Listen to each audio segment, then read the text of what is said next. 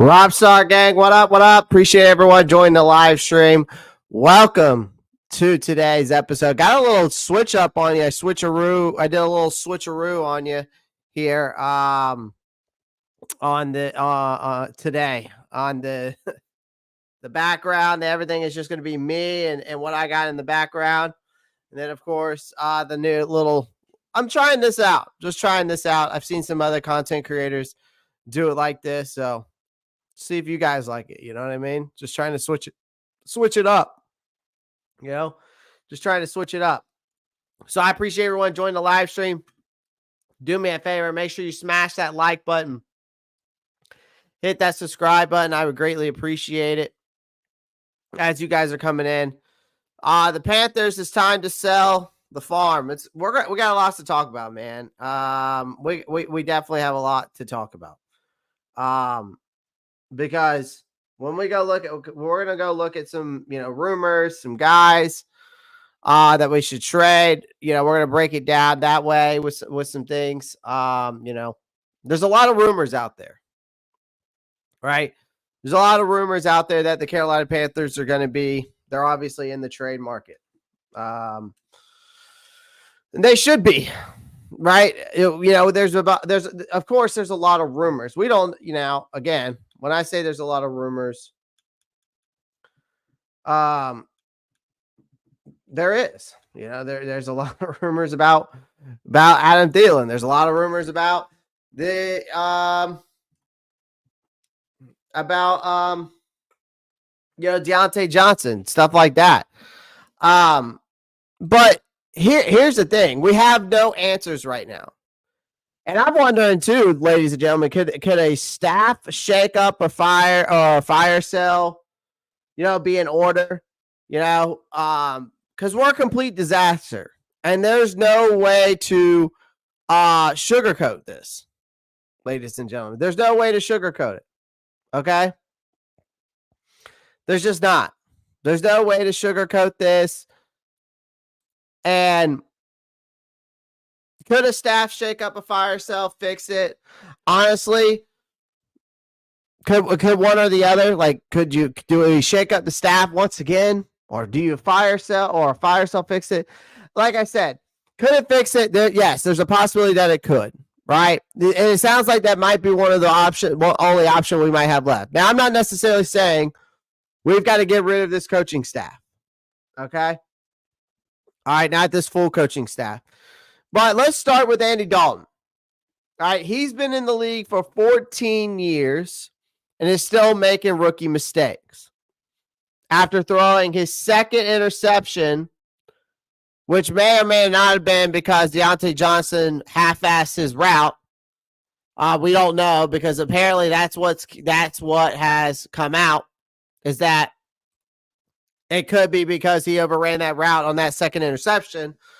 But Dalton came off the field yelling like a pissed off dad, threw his helmet on the ground, and sure, there's frustration, and that's understandable, ladies and gentlemen. You're going to have the frustration. But guess what? The whole team is a catastrophe right now. Your Sunday's 40-77 loss to the Washington Commanders was the latest embarrassment. And at this point, they're just not hitting. They're just hitting rock bottom. They actually probably are digging deeper every week than rock bottom. They've hit it, and now they're even going further. Like, this is a complete team failure. Dalton tossed a pick six in the first damn drive, which is inexcusable for a quarterback with his experience. All right. Chuba Hubbard ran 17 times for a measly 3.1 yards per carry. I still think Chuba's the bright spot on this offense. Wide receivers, don't even let's not even bother with it. Like, 4 catches, 30 yards in total. Johnson's supposed to be this top guy who only had 1 reception, and he's been the bright spot, but he's probably on the move. Now, on defense, the Panthers made backup quarterback Marcus Mariota look like he was 25 again. Made him look like he was the Oregon Duck that was a Heisman Trophy winner. That's the same Mariota who's been bouncing around as a backup, stepping in and torched our defense after rookie Jaden Daniels went out with a rib injury. And here's the thing, ladies and gentlemen, you're lucky that Jaden Daniels didn't play, because I guarantee you if Jaden Daniels plays this game, he drops 50 points on us. They might even put 70 points on us in this game, actually. I guarantee you, actually, you know what? I'll rephrase that statement. I guarantee you Jaden Daniels plays that game, the rest of that game, he drops 70 on us. They didn't just lose. They got embarrassed from start to finish. This defense couldn't stop an high school offense. And Coach Dave Canales talking last week about the Panthers need to learn how to finish. Well, this week the narrative is that they need to start with what killed them. Hell, they didn't do anything worth watching in between either. Just more bad football for a bad team, plain and simple. Finger pointing is officially in season, ladies and gentlemen. You're the problem. You're the problem. No, you're the problem. No, you're the problem. It's like a Mexican standoff between the Spider-Mans pointing at each other. The meme. You ever seen the meme where the Spider-Mans are pointing at each other? That's where it's at. Everybody's starting to look around in that front office, the locker room. It looks like it's ready to implode. And then you've got wide receiver Deontay Johnson, who's been known as the drama queen, but also has been known as a guy who doesn't really, has been a locker room killer, apparently. He's frustrated. He comes out and says, I can't play every position on the field and make every play. Johnson said, and that's what he said initially, admitting that he's fed up as much as we are as fans. And guess what? He might not even be here in a couple weeks. You got a 1-6 record this season is beyond saving. General Manager Dan Morgan should be shopping guys like Deontay Johnson, like Miles Sanders, like Jadeveon Clowney, and even Bryce Young. Because your number one overall pick, Bryce Young, has now been reduced nothing more than a glorified water boy, ladies and gentlemen. And you know why that is? If you go watch Dave Canales' last press conference, he's dodging the Bryce Young bullets like he's fucking Neo from Matrix.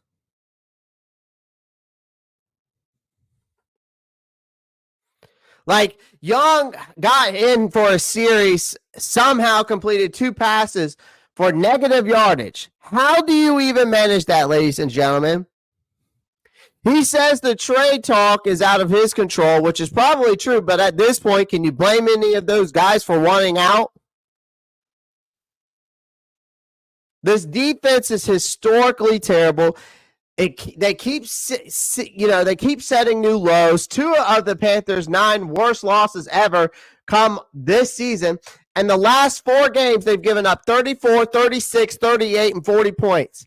If this keeps up, the dumpster fire Giants might hang 50 on them when they play them in Munich. Actually, Broncos might do that this week. The Broncos might do that this week.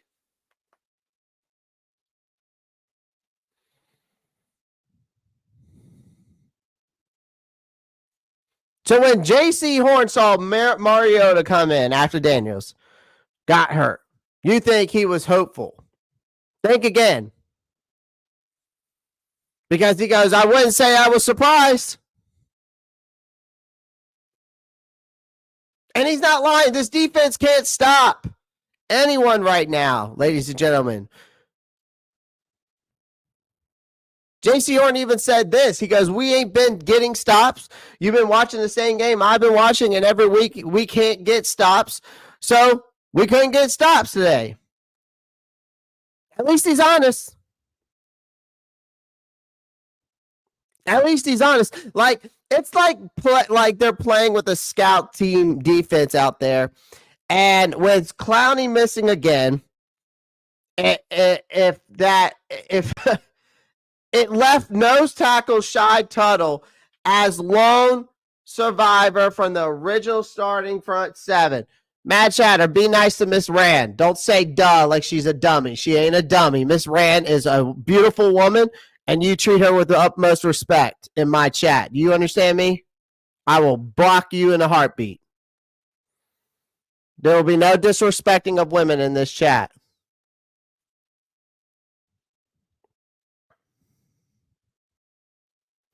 But the whole thing is same old shit, no pressure, no stops, just another L. So if the Panthers had any shot, it was going to be in a shootout. But no, the Commanders were up 7-0. By the time Daniels was out of that game, Dalton, he threw a pass right into Dante Fowler's hands for a pick six instead of just tossing the ball into dirt like a competent quarterback would. But even Dalton, because we're on this, even Dalton's second interception, which he blamed on miscommunication, was just another sign of how dysfunctional this offense is. And at least that one didn't lead to points. A rare punt from an opponent was about the only positive takeaway.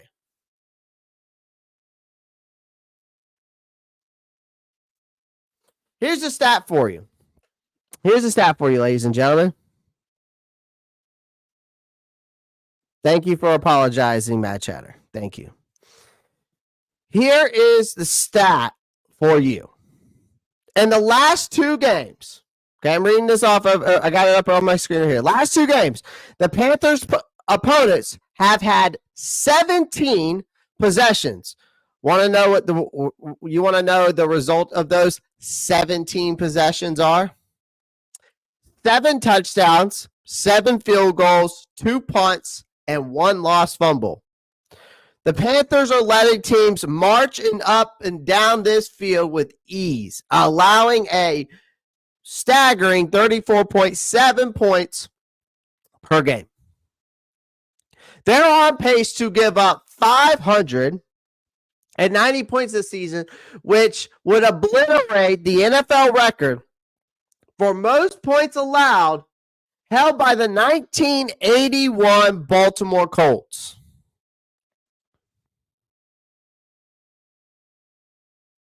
How about defensive coordinator Jir Evero, who was once seen as a head coach material?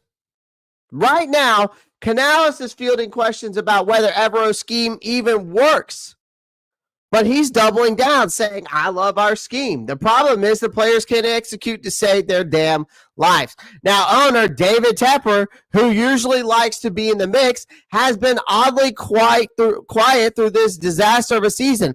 After 7 games of pure pain, with another year of no playoffs on the horizon, ladies and gentlemen, you know he's got to be fuming.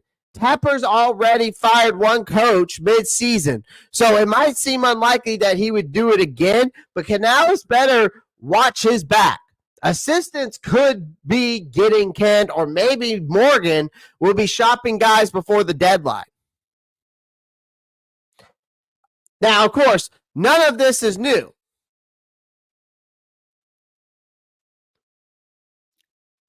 None of this is new, ladies and gentlemen. You got to think about it this way. They fired coaches. They've traded stars like Christian McCaffrey, Brian Burns, Frankie Louvu walked. DJ Moore. And still found ourselves in the circling trade. Like with Halloween around the corner, ladies and gentlemen, with Halloween right around the corner, this team is already dead. With Halloween around the corner, this team is already dead. Play the music.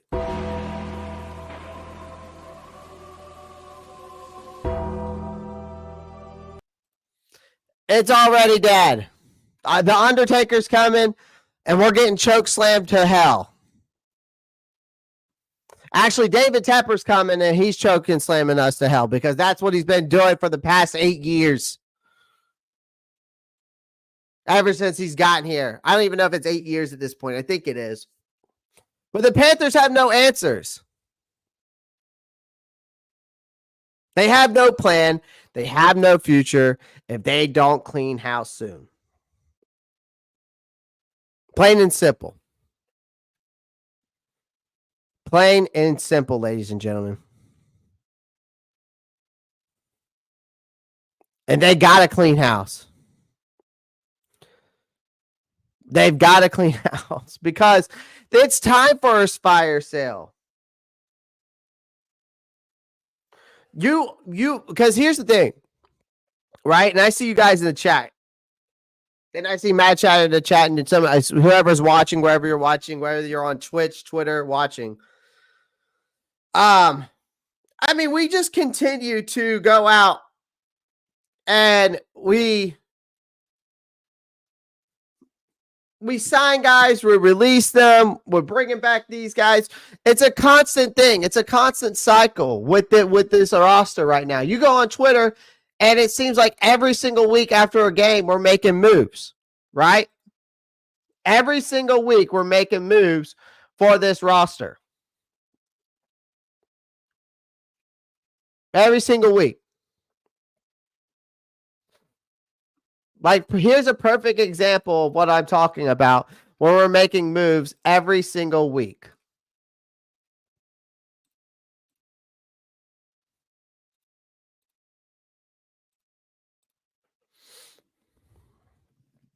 Hold on. And I'm going to share my screen. I got to pull it up.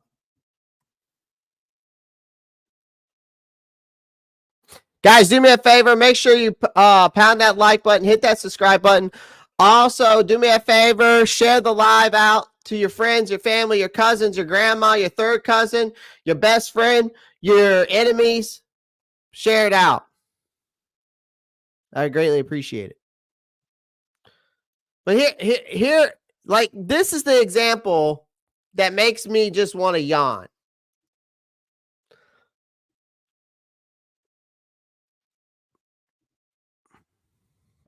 Every single week, man. We're doing this right here.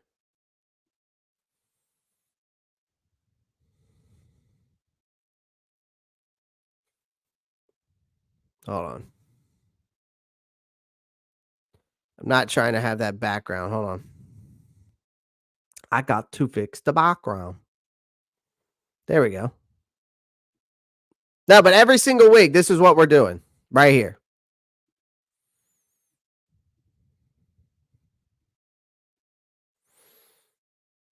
This is the shit we're doing. These transactions right here. Every single week, we're making these stupid damn transactions, which makes no sense to me whatsoever. Why are we making these transactions, ladies and gentlemen? Why? What's the point of these transactions right here? We go out, we sign Cam Gill, linebacker. Go get defensive end Jonathan Harris to our 53-man roster. Released Marquise Haynes. We waived Chandler Wooten, who I thought looked pretty damn good. Every time a guy looks good in a game, I feel like we just get rid of him. And then we get rid of TJ Smith, who's actually a true nose tackle that we need, but we continue to play an undersized Shy Tuttle. So make it make fucking sense to me.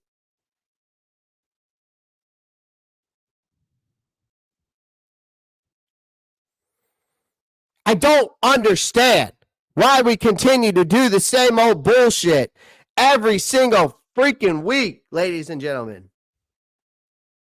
Make it make sense to me to waive a guy that actually looked good in the game and Chandler Wooten, and then also a true nose tackle that we absolutely need, and TJ Smith. I understand that these guys are practice squad at best, undrafted free agents at best. I understand that. But make it make sense to me as to why This right here, this shit right here. And then we get released Shaq Lawson, who's probably, if not good, or just as good as DJ Wan, in my opinion, if you give him some time.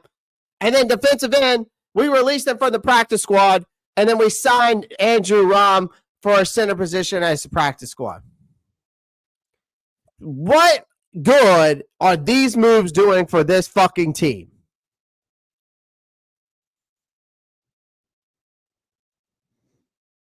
What good is this doing to our team?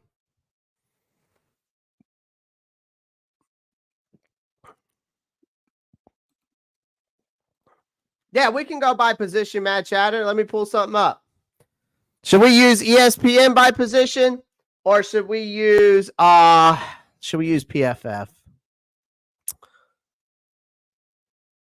What's up, Broski Bear? Appreciate you, man.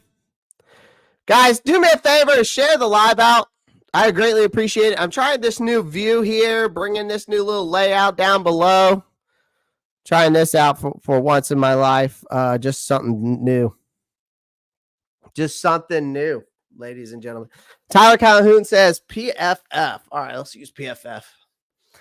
Y'all know for me to use PFF, you have to pay $9 a month for this shit.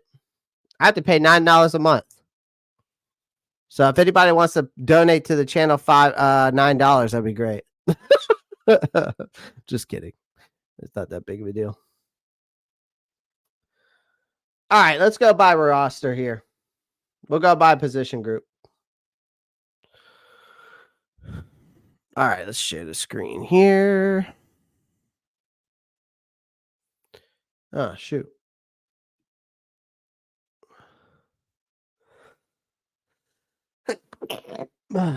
Bless me, hell with you.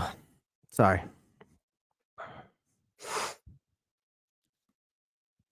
Okay. Hold on. All right, so we're going to go with this view. I like this view better. Well, if I can get this full screen, maybe I'll do this view. Hold on. Nah, I don't like the background because it's all black because I changed the background up. Now we'll rock this. We'll rock this. I don't give a fuck. All right. And what I'll just do for you guys is I'll just zoom in a little bit. There we go. How's that? Better? Perfect. All right. So PFF, we're going to go by position group. Obviously, we're talking about going through and doing a fire sale, right?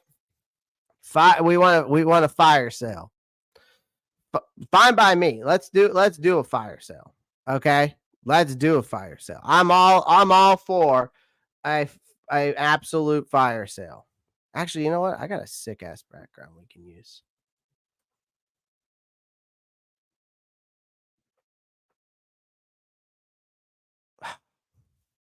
Oh, okay. Actually, we'll just leave it as is. I might be able to do it. Actually, you know what? I might be able to do this real quick. I got a sick ass background we can use. A fun one. Yes, allow.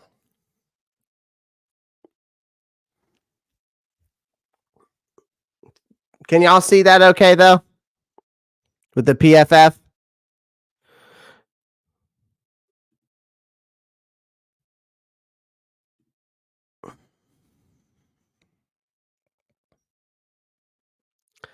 All right. So you got Jack Plummer, Andy Dalton, and you got Bryce Young. Okay? That's what we're dealing with. There's your position group. Can you see it? Tyler Calhoun says no. Okay, hold on. I'll fix it. Y'all said y'all can't see it. I'm just trying to make sure y'all can see it. That's all.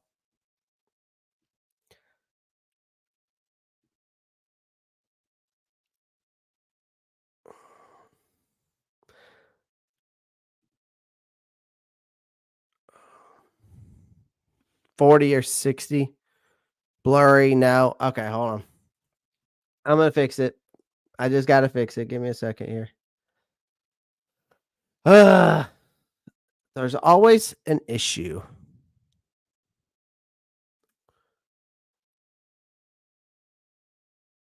Oh yeah, I know what you're talking about. Hold on, I gotta fix it though. Let me go into here.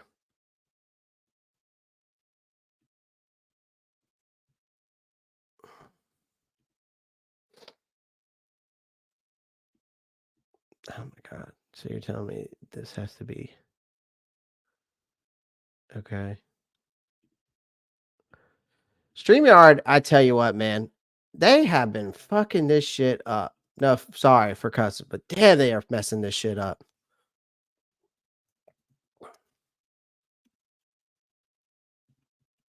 They have been like things have been ever since they. I don't know if they did an update to StreamYard, but they've been messing things up, man.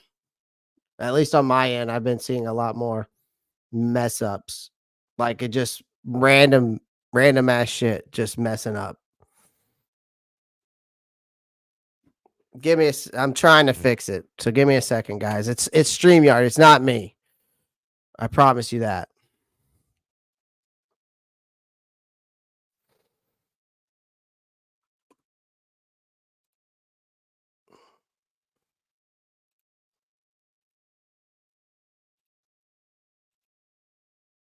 Can y'all see that? All right, y'all can see that now.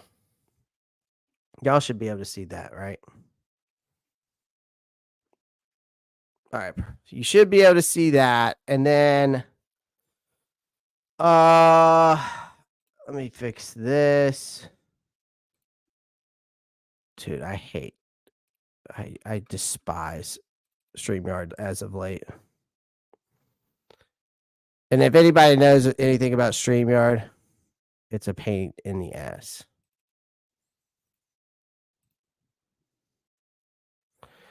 It's a pain in the ass.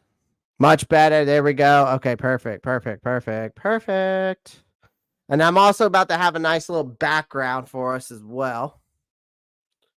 Nice little side effect here. Oh. All right. So we break down this roster. We're going to go by position group today. We're going to go by position group. We break down this roster. We'll go by position group. It's oh god. I swear I did not mean to do that.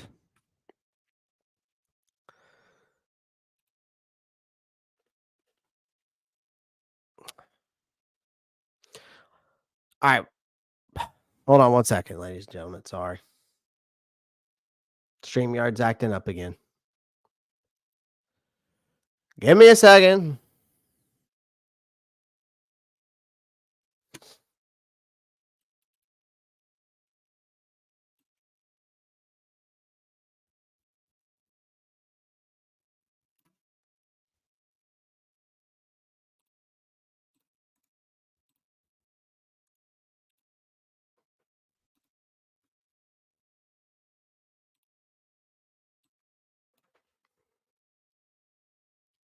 All right, cool beans.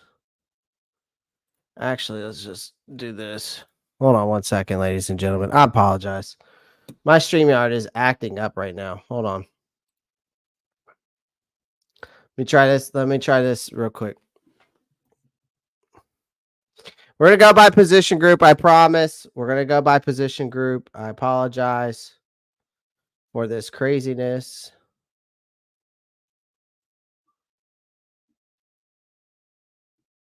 No. I don't want that. My this stuff is just late as of late. This thing has been really messing up really bad. And I don't know why. Doesn't mean no matter how hard you try. Oh my god. All right. And I don't normally have this much issue.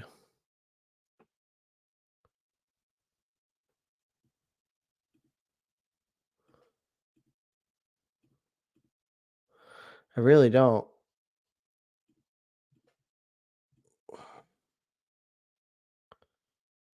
That's fine. Let me try this again.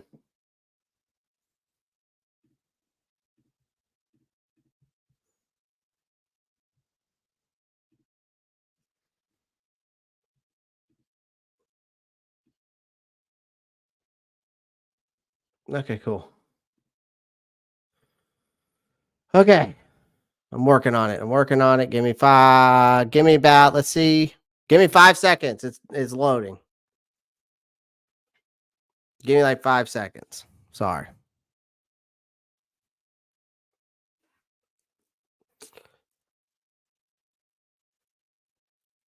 All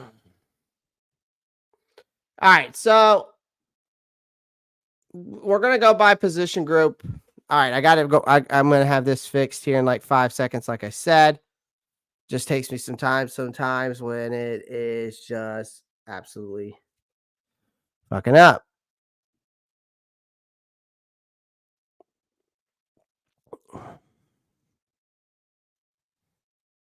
All right, so let's talk about this.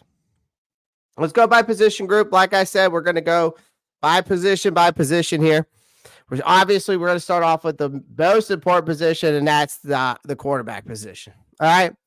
Jack Plummer, you're not going to be able to do anything with him, right? It's not like you're going to be able to move on from him. It's not like you're going to get any trade value out of him. Okay. Andy Dalton, again, a guy that is a bridge quarterback at best at this point. Probably should think about retiring at this point. Like there's no other way around it. Okay, like this team is done. It's completely trash, and it's time to get rid of guys. Listen, I'm open to bringing Dalton back for a year, and if we go get a guy in the draft, right? Let's say we go out into the draft, we go get a guy. All right.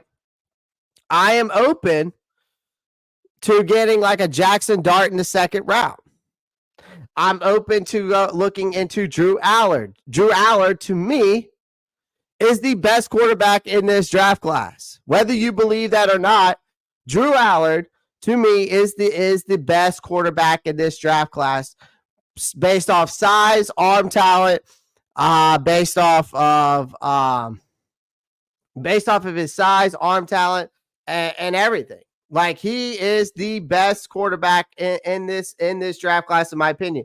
Quinn Ewers reminds me of like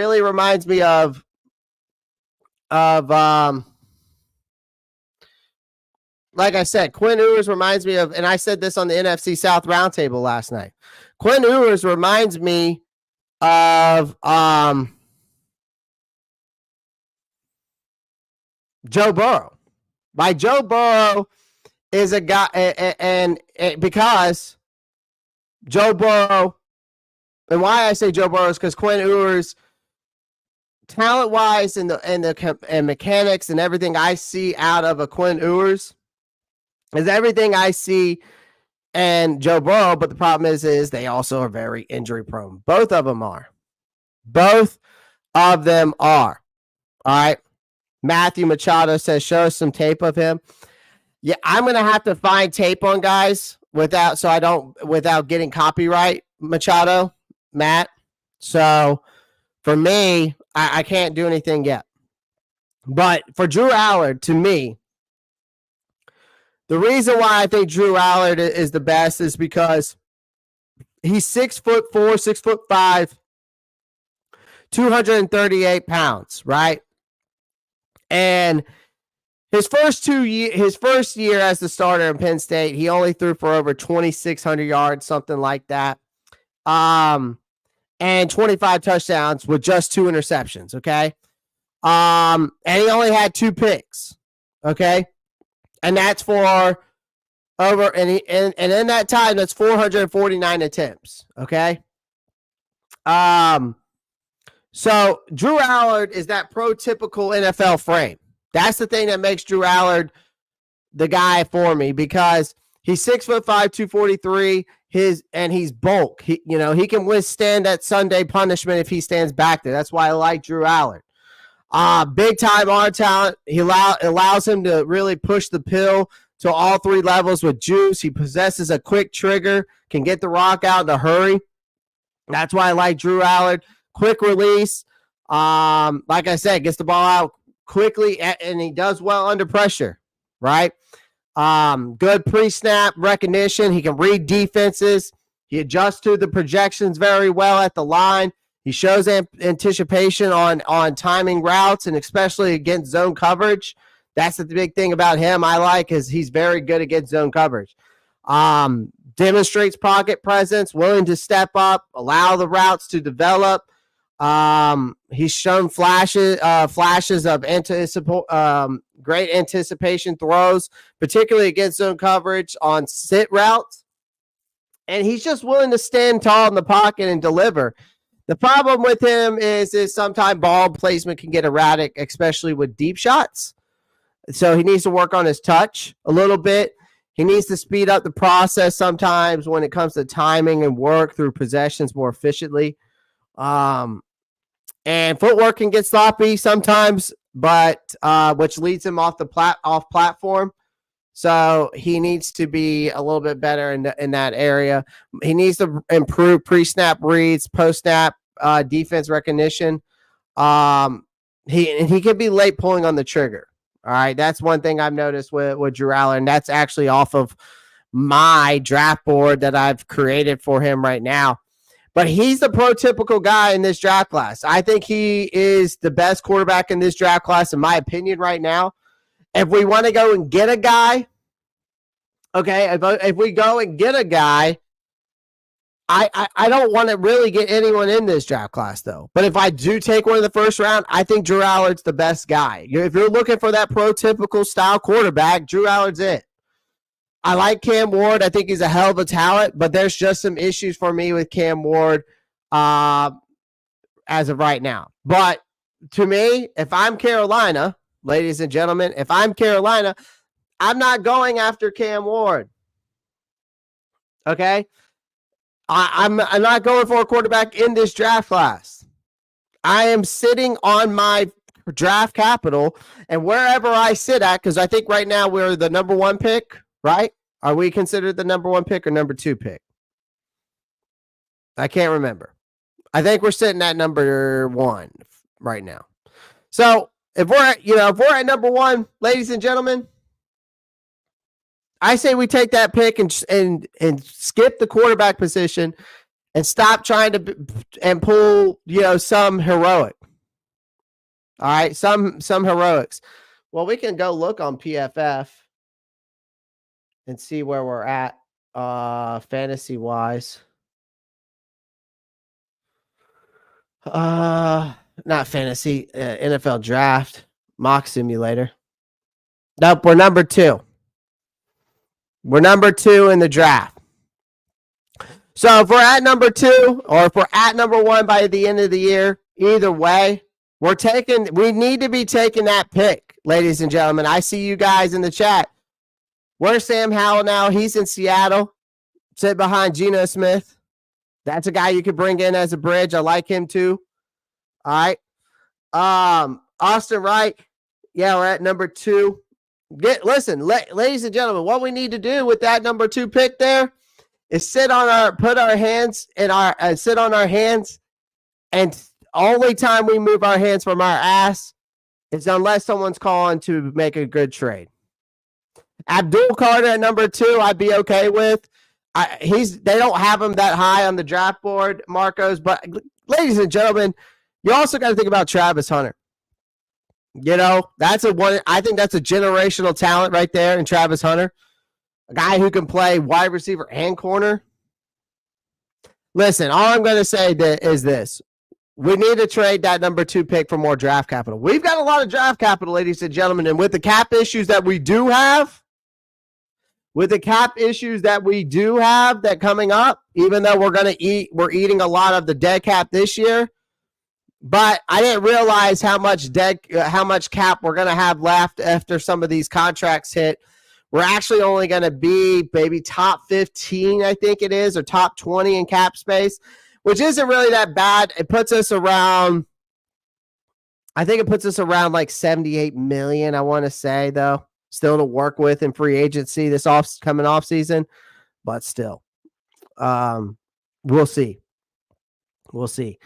Again, Bryce Young, you want to trade him. But there's 4 teams. Here's the thing with Bryce Young. There are 4 teams out there right now that I think would trade for him. I think the New York Jets would trade for Bryce Young right now.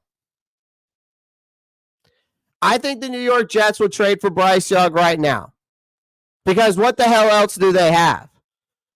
You got the New York Jets are in dire straits with a 40-year-old quarterback who's coming off of Achilles tear. Spoiler alert for you New York Jets fans, Aaron Rodgers isn't the savior that they thought he would be. At 2-5, you're stuck with an interim head coach, and you're an absolute mess, and you thought Devontae Adams was going to fix your fucking offense and fix that team as a whole. Newsflash, it didn't do shit for you. So what's the plan after Rodgers? I'm assuming he can still play. I don't see why they wouldn't take a swing on a guy like Bryce Young. Aaron Rodgers has had a lot of nice things to say about this kid, more than even Carolina Panthers fans themselves.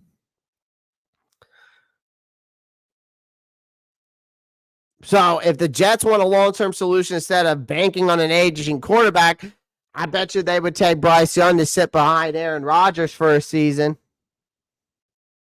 to develop.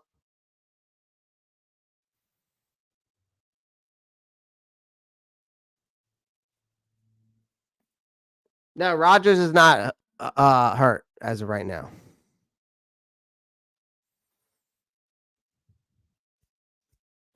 Someone's going to want to give us a good deal to trade up.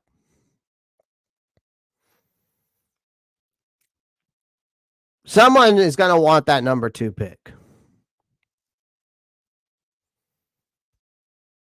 I'm trying to swindle somebody for that number 2 pick or number 1, whichever one we end up at, like the Chicago Bears did. I'm trying to make that pick as tough to get as possible, but I'm going to take the best deal still at the end of the day. Someone's going to be willing to give you at least 2 to 3 draft picks and that draft alone, plus some future capital, probably some at least 2 picks in the future for that pick. Teams will do that, especially if they're desperate for a quarterback. And if they like somebody in this draft, they'll go for it.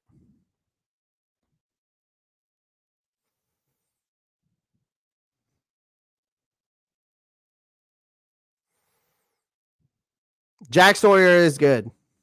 He's just old. Laugh out loud. Trade back then. I stay in front of the Cardinals. I got homie from Phoenix says that they most likely taking defensive end. Probably. But again, Marcos, it all depends where all the cookie crumbles. Who comes knocking? Right? Who comes knocking? There's got to be at least 3 or 4, I think, surprising that would take Young for what we want. Well, I think we could get there's already been a team that's offered us a 4th round pick for him. For Bryce Young.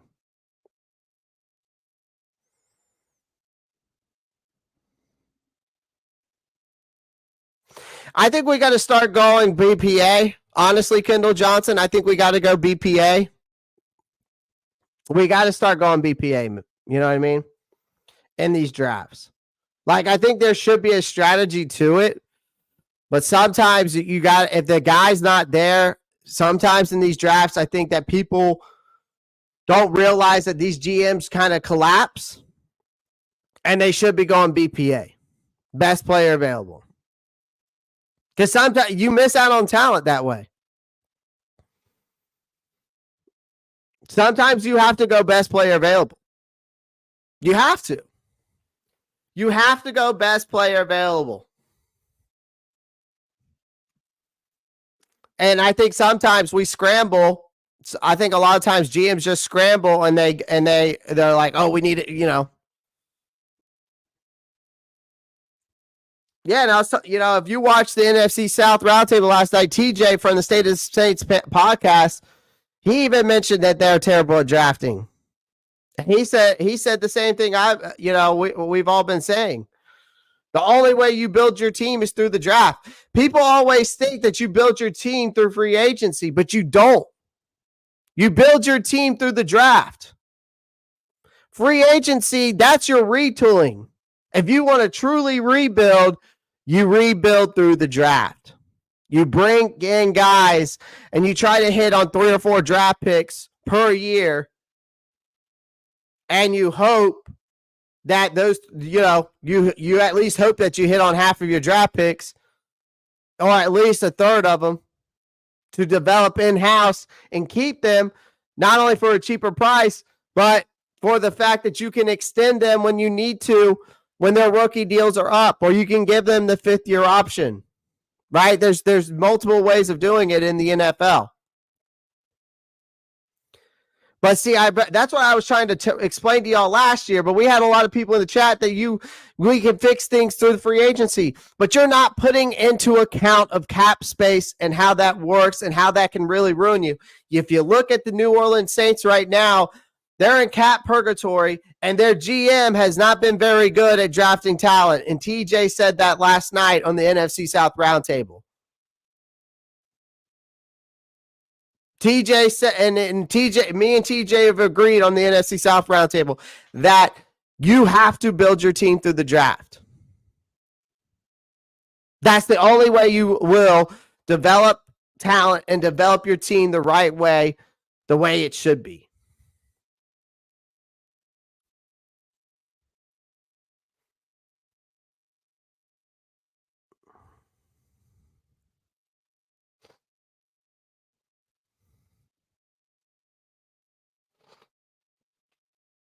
But here we are.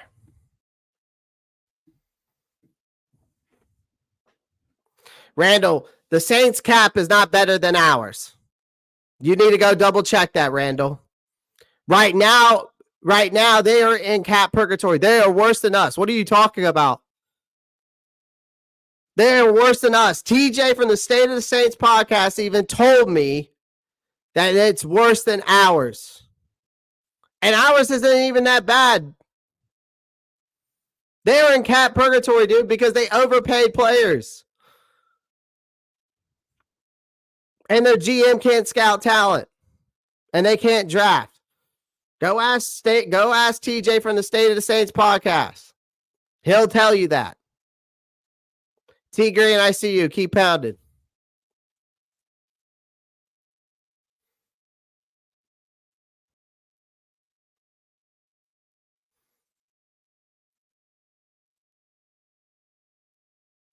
Yeah, but Randall, that's right now. I'm talking about for the future. The Saints are going to be worse than us in 2025. They're not going to be able to sign guys. They're not. They're in a worse situation when it comes to cap space as a future as a whole. I'm not talking about just 2024, my guy. We might be worse than them in cap space right now, but we'll be better than them next year and the year after that, because of what they have done over the years. No, I wasn't speaking about 2024. I'm talking about in future as a whole. I'm talking about as a future as a whole. Yeah, the Saints. Yeah, I see. I know, Red Guy. The Saints did manage to get Chase Young. But what has he done over there, Red Guy? Not a damn thing. Not a damn thing. He hasn't done shit.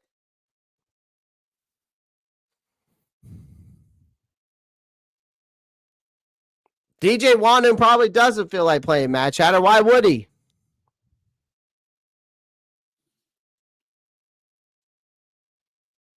I saw Saints fans trashing Chase Young. They were. Saints fans were trashing their own player last night. And he does. I mean, no offense. No offense to Chase Young, but he kind of deserves it.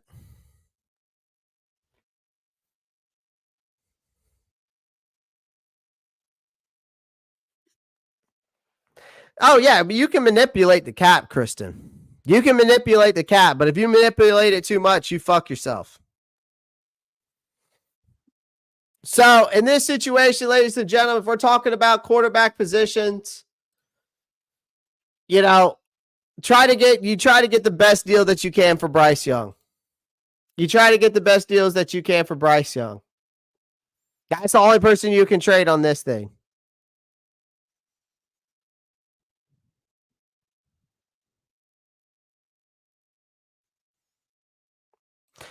But that's why and that's why we're talking about this right now, Randall. We're talking about where we go from here. So you look at the wide receiver room. The Kansas City Chiefs already traded for DeAndre Hopkins. The Kansas City Chiefs already traded for DeAndre Hopkins. So the Kansas City Chiefs, they're out. So if you're talking, the only person on this list that I could actually, there's 3 people I see on this list that Carolina could trade. Jonathan Mingo's one, but you're not going to get anything for him. You probably get a 6th or a 7th at best. Adam Thielen. Adam Thielen is another guy on this list that will get traded. And then, of course, Deontay Johnson. And, I could see the Ravens come knocking at our door to go get a guy like to get Adam Thielen. The reason why I say Adam Thielen is because, Kansas City isn't going to trade for Adam Thielen either now. All right. But yeah, I could see Adam Thielen getting traded to the Ravens, because the Ravens right now, if you think about it, they're riding a 5-game winning streak. And if Lamar Jackson is out here playing like a human highlight reel that he is, but let's not get cocky. I think Baltimore could fly a little bit higher, because Zay Jones is a star in the making, in my opinion. Rashad Bateman can stretch the field. You got 2 tight ends with Mark Andrews and Isaiah Likely. Chance up, by the way, Isaiah Likely, my alma mater. They're beasts. But what they don't have there in Arizona is a guy who can keep the chains moving. A guy that can get open and be a reliable target in and out constantly for Lamar Jackson. I think Thielen might not be as fast as he once was, but he's smart. He's efficient. He's a great route runner who knows how to get open in areas. I think Lamar loves to exploit that. You add Thielen to the mix, and Jackson's offense gets another dimension. I'm just saying, man. I think the Ravens would be smart to come after and get a guy like Thielen.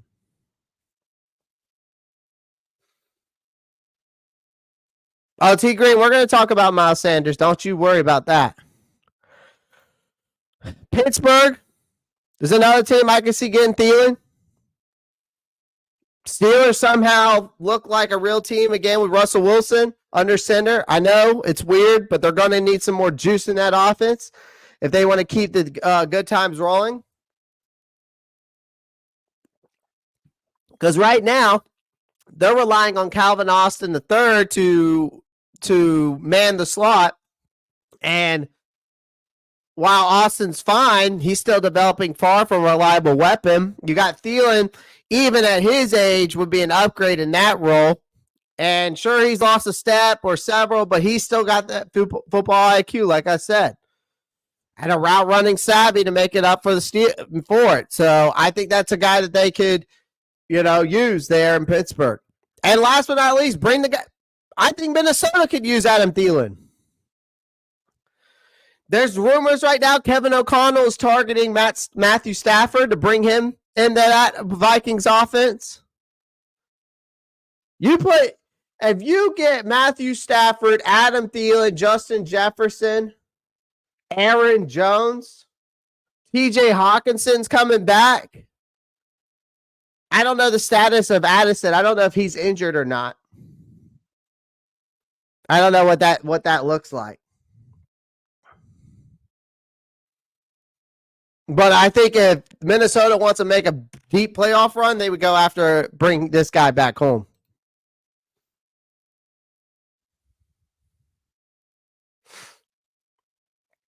Matt Chatter. Austin Corbett's been out for the year.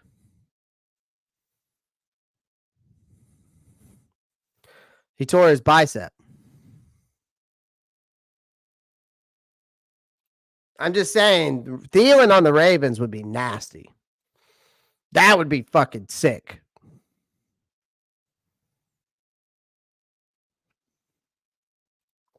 Randall, I'm right there with you. That's why we're talking about the topic today. That's why we're going through some position groups. I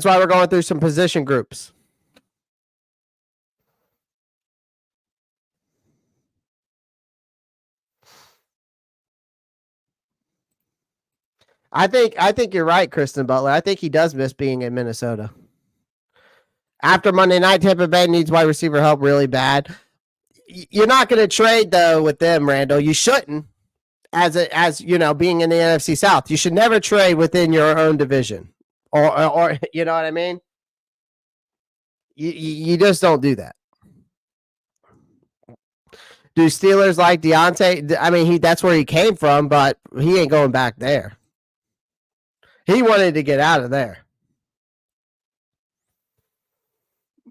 Josh, I don't know where you heard that from. I haven't heard anything on that. I'd love to know that source that you got that from, that they wanted to work out a contract for Deontay Johnson. If they do, great. But we'll see if that comes to the truth. And then, of course, Deontay Johnson, we got to talk about the elephant in the room, man. Listen, this is a guy that's a trade candidate.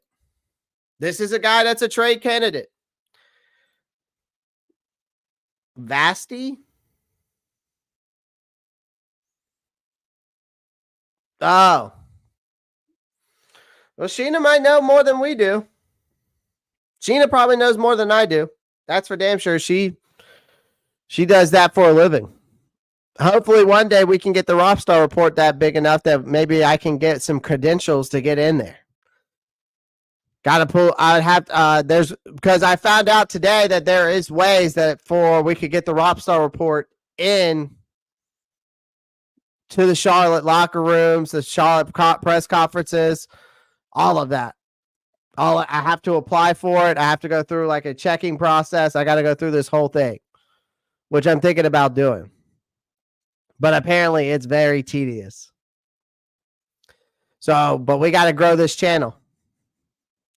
If we want to get me in there. So.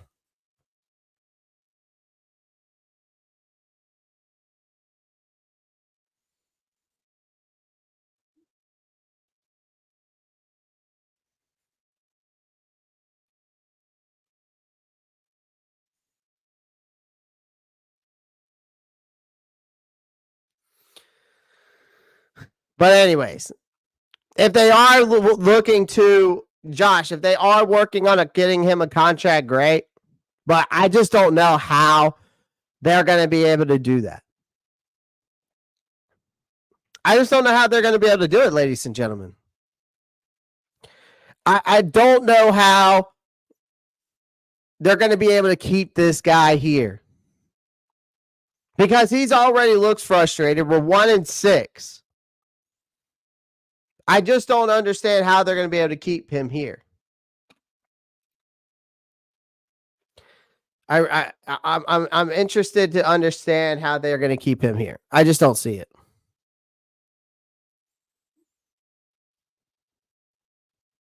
No, I know that. And I don't think you are making it up, Josh. It's just that we got to face the facts that his days are numbered here. If somebody comes in here with the right trade offer, because his contract is expiring, we've got the trade deadline looming. Like, you might as well ship him off to try to salvage something if he does. But that's the thing. If he doesn't want to be here, that's the thing, though, Josh. That's the thing that here is the thing that frustrates me with the area that we're in.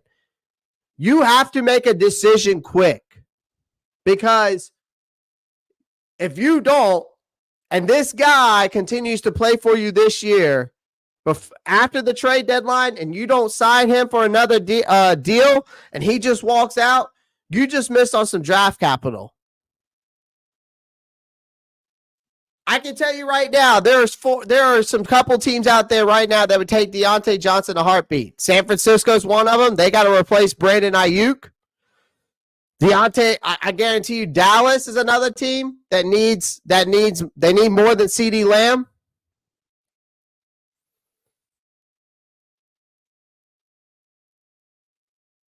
I guarantee you, Dallas could be coming knocking at our door. Los Angeles Chargers need a wide receiver. They need somebody to help Justin Herbert over there. Because poor Justin Herbert, man. Justin Herbert is a guy who threw for 349 yards with a passer rating of a 97.1 on Monday night. And somehow ends up with 0 touchdowns.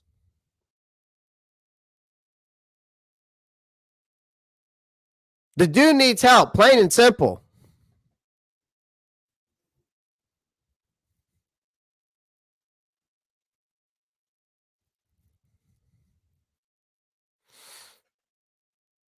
So, and then of course, San Francisco.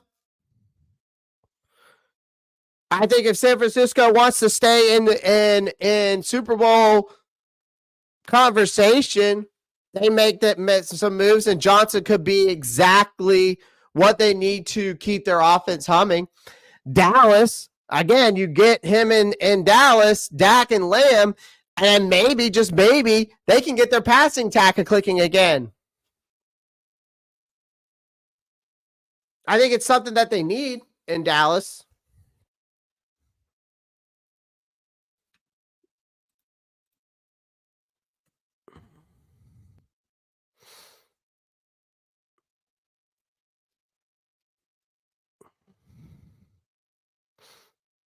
So, I guarantee you Deontay Johnson gets traded. If he doesn't get traded, they got to sign him. It's just plain and simple to that. Yeah,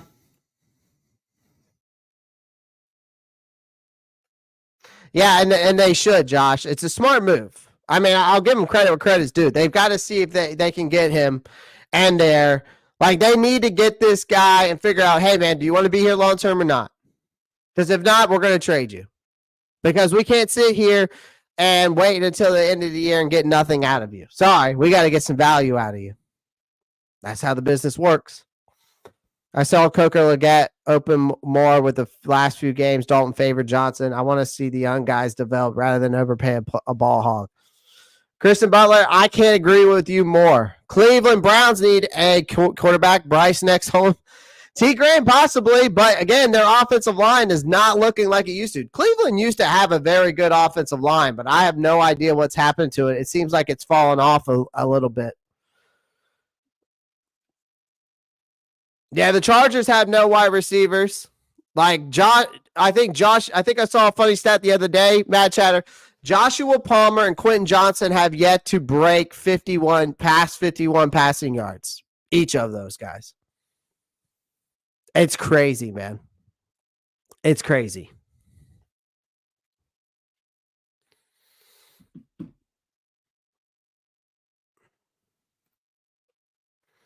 Let's talk about Ian Thomas a little bit. What's there to talk about? What's there to talk about? Besides the fact that he needs to get the fuck off this team? That's all we got. That's all I have to say about Ian Thomas. You can't trade him for you ain't going to get shit for him. You might get a nickel for Ian Thomas. A nickel.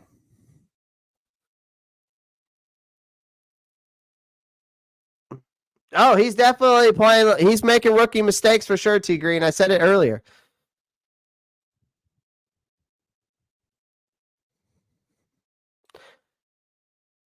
Yeah. It definitely doesn't look good. It's Jameis time though, T Green. It's Jameis time. All right.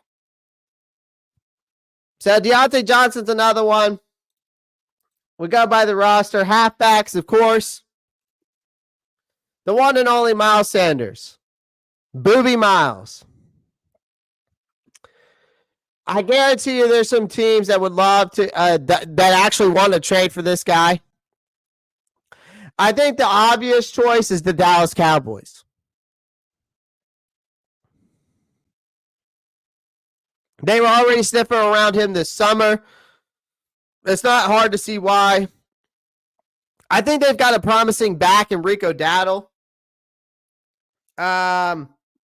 But they're still not giving him enough carries.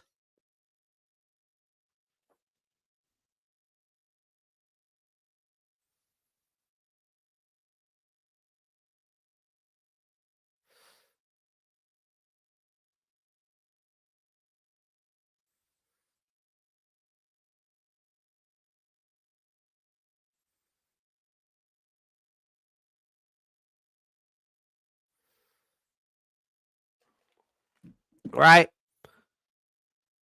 Adding Sanders could give them an extra spark, or at least someone new to blame when things inevitably go wrong. Indianapolis Colts, I think, is another team. They could use some insurance behind Jonathan Taylor, who's already missed 3 games this season with an ankle injury. Sanders might not be as flashy as Taylor, but a reunion with Steichen could revitalize him. Give the Colts a solid 1-2 punch in that backfield.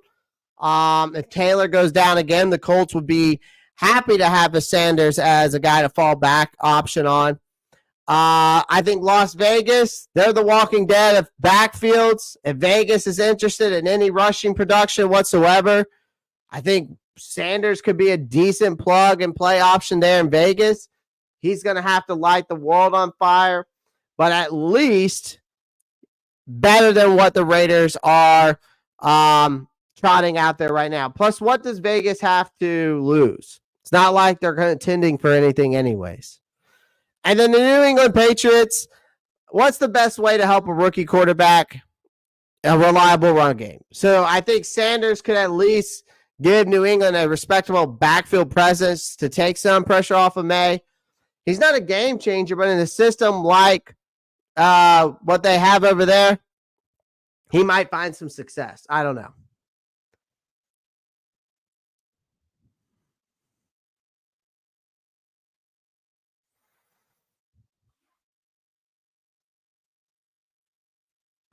He's a former Eagle, never wanted that. Why Corbett on the team? Because he was our best center. Matt Chatter, like, what are we talking about here? Corbett was a dog before he tore his bicep at the center position. He transitioned very well at the center position, better than I thought he would. Oh, Miles taking too much cap. Absolutely. Way too much cap.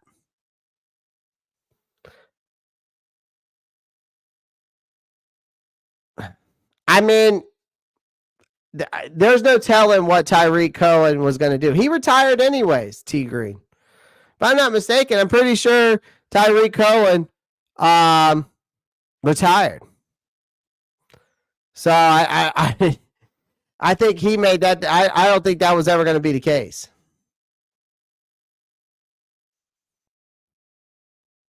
Kenneth Bryce for Fields? I'd be open to it. I mean, Justin Fields went 4-2 before they put Russell Wilson in, which is crazy to me that they moved Russell Wilson out. But I mean, he balled out against the Jets. He balled the fuck out. Like, I got to give credit where credit's due, man. But I would definitely take that, Kenneth, for sure.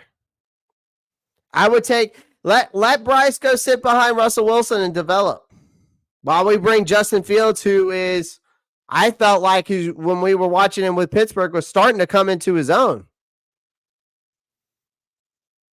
And if Dave Canales is this true quarterback whisperer that he's so called to be, maybe Justin Fields is the way to go.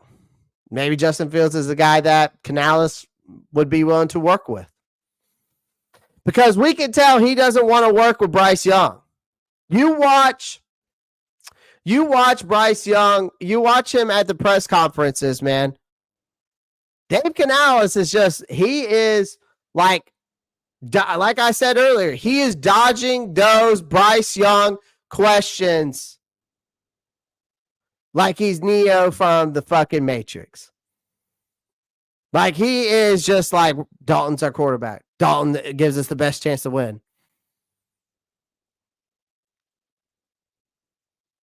So, you know, I say again, if we make that trade, Kenneth, which is I'm glad you asked that question because I was going to bring it up. What do you got to lose? Listen, here's the thing. I will say this. Dave Canales has some balls. We have to give the guys, Dave Canales, some credit. He's got some balls on him. To sit here and say, we're not rolling with Bryce Young. The guy that we traded all these picks for, all this draft capital.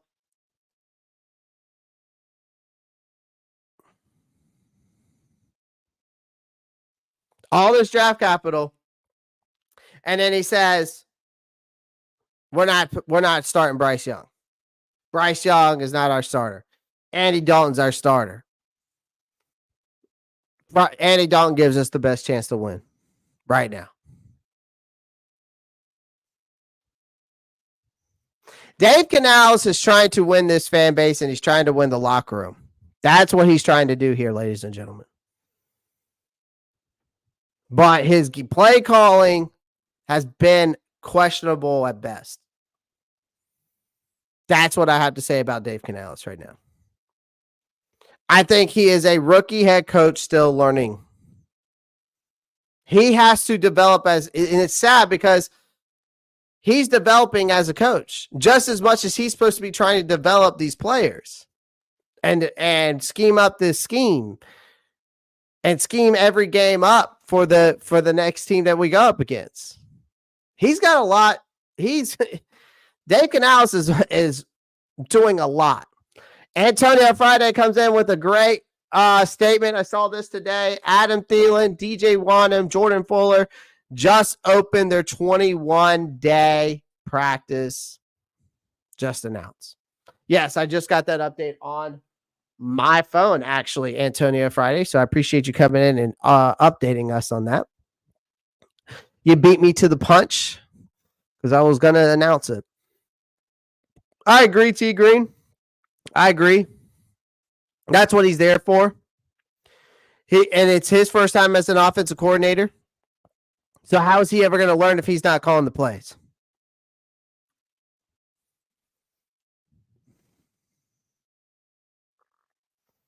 Oh, I know exactly.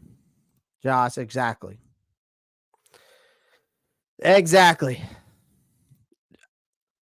T Green, I don't think Jordan Fuller sucks. When did we stop pointing the players that they suck and when we just say Ajiro Evero is fucking trash? Why do we continue to say this player sucks? Jordan Fuller has not been good, I will say. I don't think he sucks. But when did we stop pointing the finger at some of these players and say it's Evero's scheme? It's Evero not making the adjustments. It's Evero not coming up with the answers to adjust this team and this personnel to benefit. I understand that we're working with practice squad players, and I understand we're dealing with injuries, and I understand we're working with undrafted free agents. But my God, I know a guy who got fired from San Francisco, who I would take over as our defensive coordinator right now, who used to be here, who should have been the head coach when they let go of Matt Rule. His name is Steve Wilkes. Steve Wilkes should have been the head coach of the Carolina Panthers because he had that team running he had them playing for him like they would run through a brick wall. Steve Wilkes should have been the head coach of the Carolina Panthers, and we might have seen a different story here today. We're talking about a guy that took over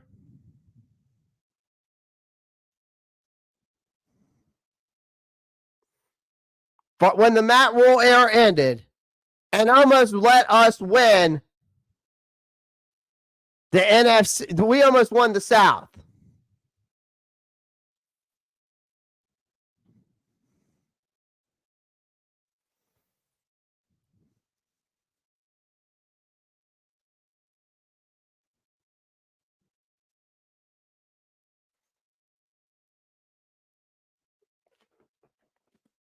But then we chose to just hire Frank Wright. Like, what the fuck are we doing? I mean, my God. That's the one thing that still doesn't make sense to me is why the hell did we not hire that guy? All right, let's continue with some more guys that need to go. I'm not going to lie to you guys. And some of you guys might not like this either. But I think Chuba Hubbard has to be a guy that we might need to look at trading. It's not that I want to trade him. So let's get that straight. It's not that I want to trade him, but we've got to be thinking about the draft capital. We got to be thinking about the future. Now, again, if we don't trade him and we extend him, I'm okay with that. I'm okay with running with him and Jonathan Brooks as the two-headed monster. But Chuba Hubbard's got some major value right now. Listen, and T Green, I see you. I see you. I understand. I knew some people were going to have some backlash for me saying this. But we got to start selling the farm. And here's the thing that's so frustrating to me is because this is a guy that we've been trying to develop. We've been talking about how in Carolina, we don't ever develop in-house talent. And this is one of the guys that's actually developed and that's been here for a while. But the problem is Chuba Hubbard's contract going to make enough sense? Is Chuba Hubbard's contract going to make enough sense for us to keep him? You know, if we get rid of Sanders, then I think you could sign this guy for a decent deal.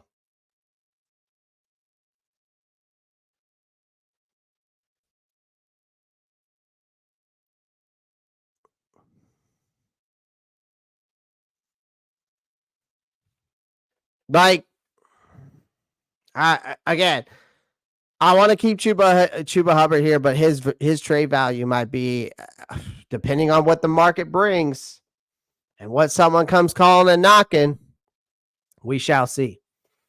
Zach Rappaport, I appreciate that, man. Yeah, we just got word on that on DJ Wanum. Jordan Fuller, DJ Wanum, and it was who else was it? And Adam Thielen.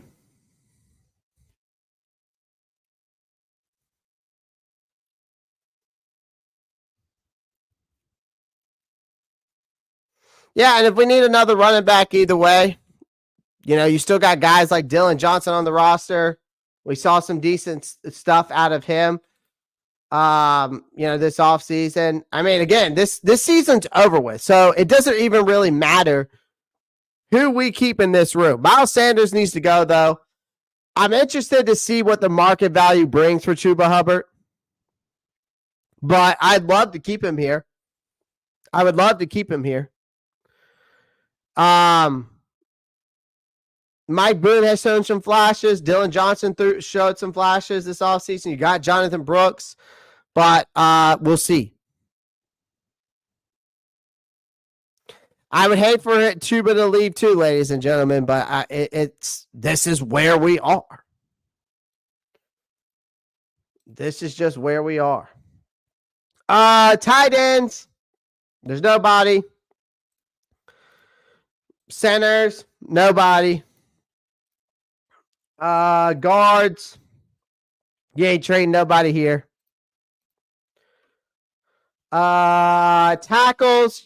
You're not trading anybody unless you try to trade Taylor Moton, but that ain't gonna happen. Let's see. Corners. Okay. Guys that you could trade. The only person you're trading on this is J.C. Horn.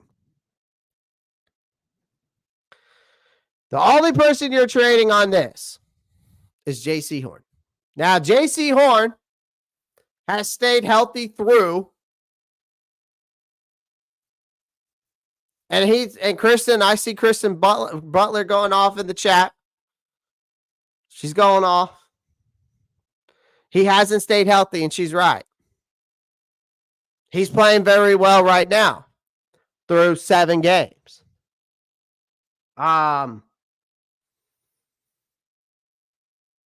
This is almost like a Deontay Johnson situation. You either ask this guy and say, hey, man, do you want to be here long term and be part of this rebuild, or do you want to go elsewhere? It's the same thing that you're going to do with Deontay Johnson. And I can guarantee you that you could probably get some decent trade value out of him as well. I think you could get I think you could get at least a 3rd round pick for J.C. Horn. I guarantee you could get a 3rd round pick for J.C. Horn. The way he's playing right now, you could. At least a 3rd round pick. So, they didn't pick up his 5th year option. He's playing for this is his contract year. If he stays healthy and continues to dial it up, we'll see. It's definitely a gamble for sure, Kristen.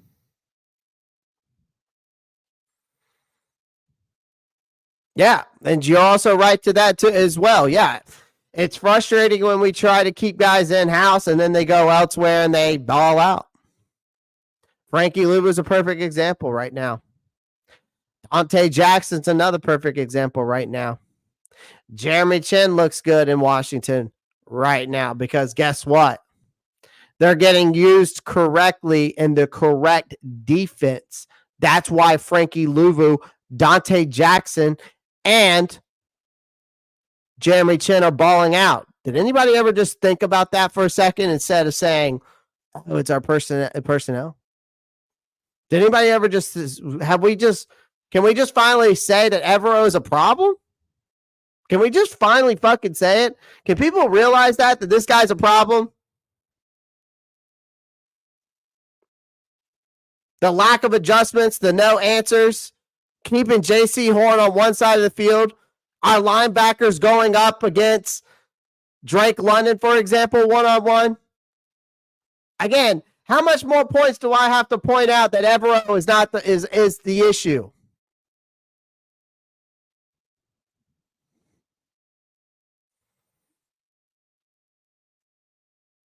Josh and I, it's a great point. Everyone that's on contract years are trying to get out of here. That's why they're trying to ball out. That's why we need to have a fire sale now at the trade deadline. Because the guys that are balling out, they need to be used for trade value and need to be used for draft capital immediately. Immediately. All right. Let's see where else.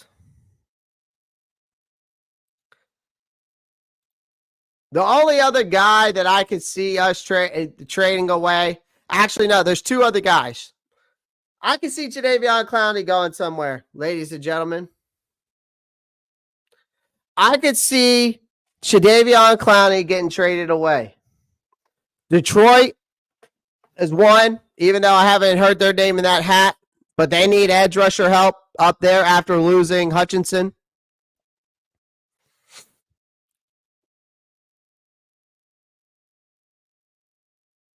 I can guarantee you Jadeveon Clowney's a guy that could get traded.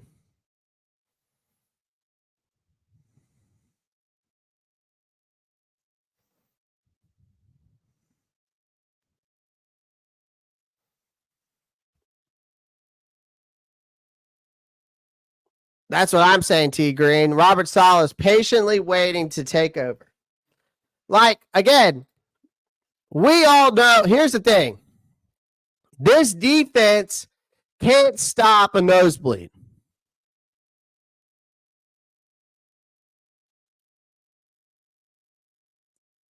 This unit's an absolute joke, and they're not just bad, ladies and gentlemen. They're on track to break records, like we talked about earlier, for all the wrong reasons too. So they might end up giving up more points than any team in the NFL history. That's a special kind of awful, ladies and gentlemen.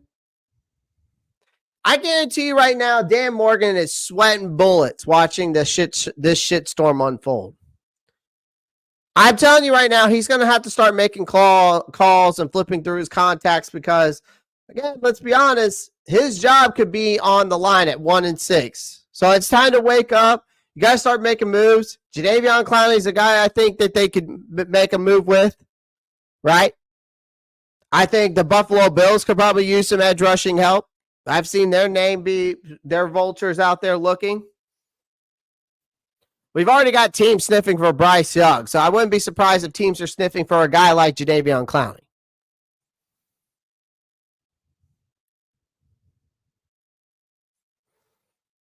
Newsflash, we need to be running this like a fucking yard sale. So,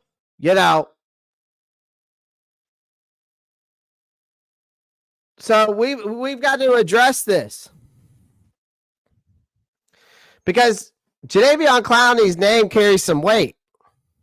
But on the field, he's been a ghost.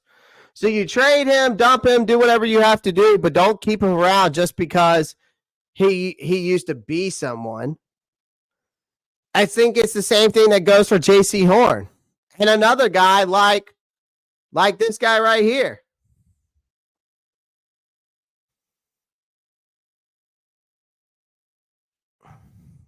Here's another guy right here.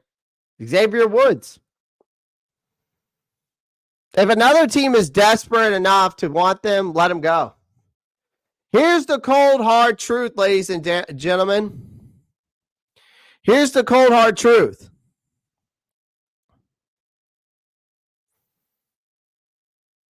Here is the cold, hard truth. All right? I'm going to give it to you straight. The Panthers should be officially in sell mode when this trade deadline comes. This season is dead. Time of death about 2 weeks ago. Time of death about 2 weeks ago when they officially went 1-6. Dan Morgan needs to stop playing it safe and start making the tough decisions fast. There's no salvaging this train wreck of a season. So why the hell try? It's time to blow it all up. Focus on the future. Stop patching this sinking ship with duct tape and false hope.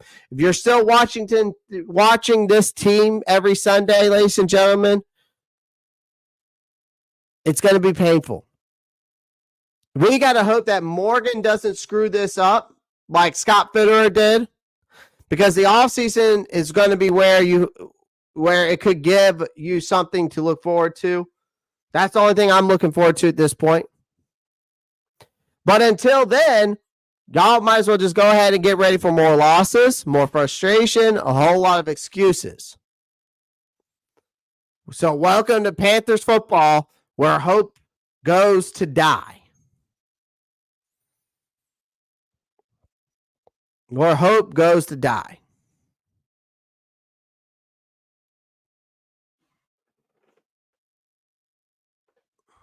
I'm just telling y'all right now, man.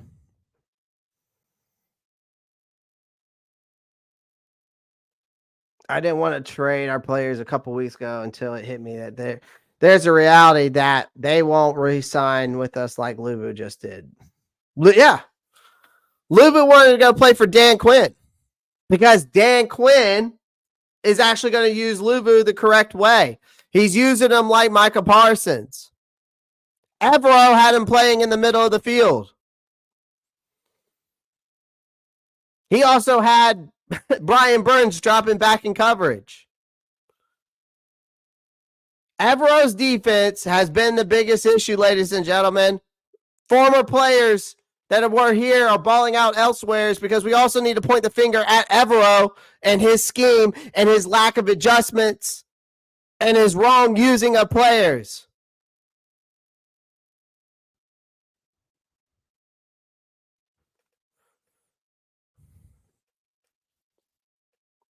Luvu should have been used the same way he's being used right now in Washington. Chen should have been used the same way he's being used in Washington.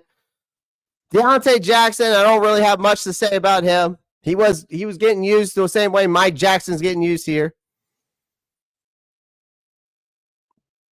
But J.C. Horn is not on the best wide receiver every single play. He stays on one side of the field, which makes no fucking sense to me whatsoever. And that's why you see guys like Mike Jackson and Dane Jackson getting cooked. Like you saw against Washington. Again, no one can explain to me why the fuck our linebackers were going one-on-one with Drake London a couple weeks ago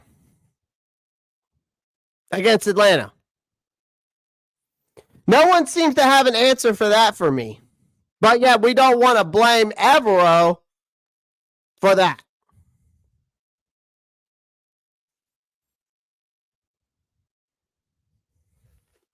And then you wonder, and then I get, we went from top 5 to number 32.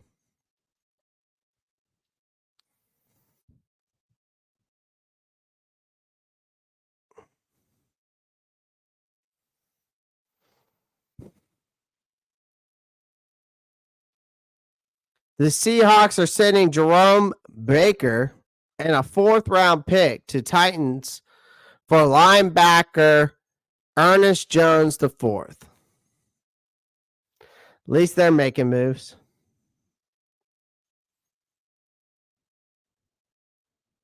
Exactly, Marcos. Exactly. But it's just like what Zach Rappaport said here. Don't forget when he said you got to set the edge before you rush the quarterback. Okay, so why were we dropping Brian Burns back into coverage? Make it make sense.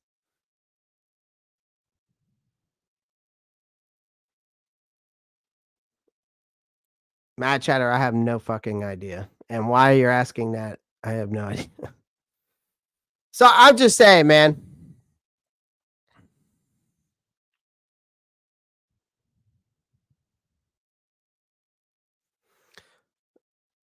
It's like a Chipotle. We need to start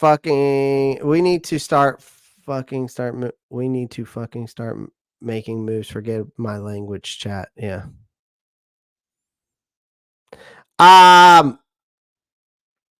Yeah, we definitely need to start making moves. Because it's like, it's just like the other thing. We're the NFL laughing stock. Steph Curry gets roasted on his roasted on his own team. Did y'all see that? He got roasted on ESPN.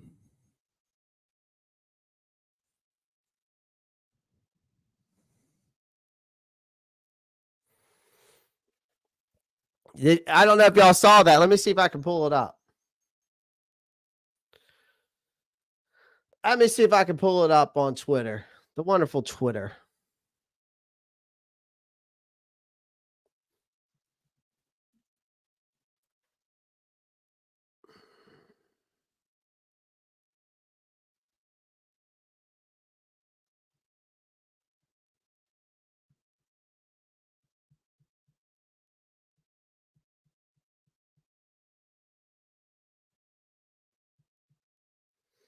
Give me a second.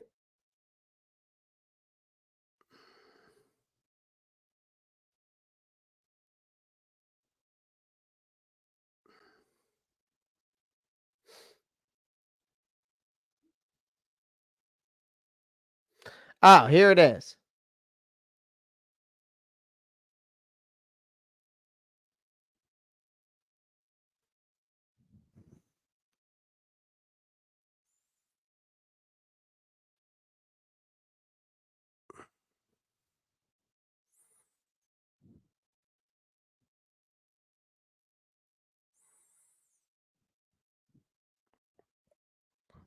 All right, here we go.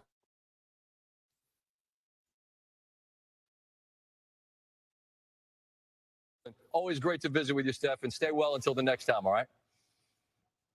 Absolutely. Go Panthers. Good luck with that.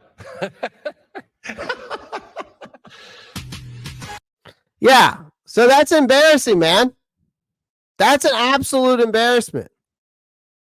Like Steph Curry gets roasted on his own team on ESPN. Like, I mean, my God. Right? Basically goes Panthers. Scott Van Pelt goes, good luck with that. Both laugh like it's the funniest joke of the night. And honestly, it probably was. But let's get real, man. The Panthers are officially the Cleveland Browns and New York Jets territory in long-term national jokes. And now Carolina's right there with them. When even your biggest celebrity fan can't keep a straight face when you're bad.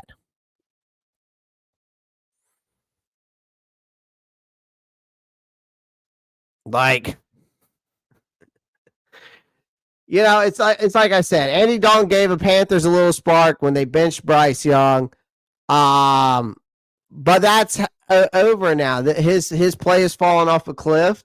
Now his team looks like a pathetic open opponent for anyone. Seriously, it's hard to imagine this team stringing together anything remotely positive for the rest of the season. What's next? A mercy win?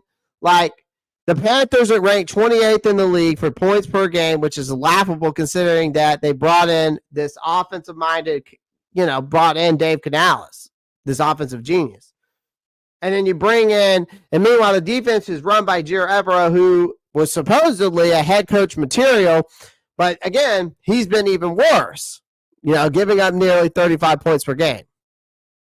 And we're on the pace to be having one of the worst defenses in NFL history. Again, it's just going to be painful for the next few months. We're going to continue to get roasted on national TV by fans and fans everywhere. And fans everywhere.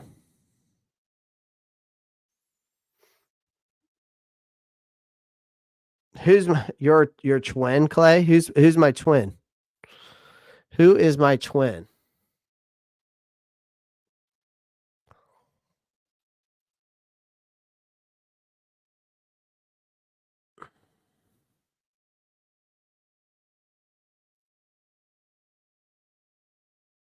And then we also need to talk about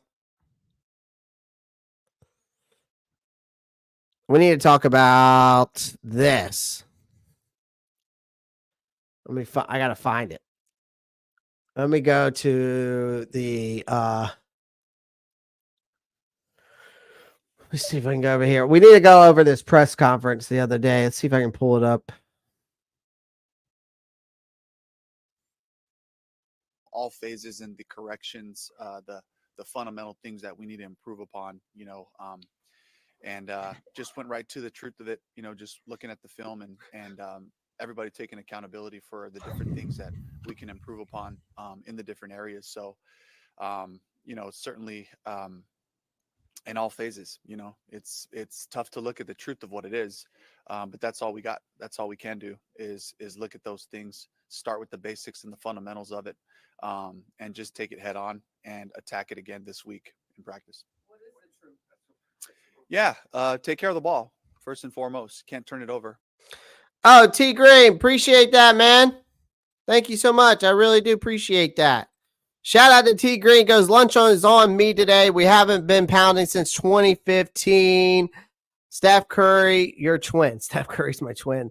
Well, I wish I could play ball like him, and I wish I was just a little bit taller as well. And then we might have something. But shout out to T Green. W's in the chat for T Green. Appreciate you, my guy. Thank you so much. And his name is John Cena!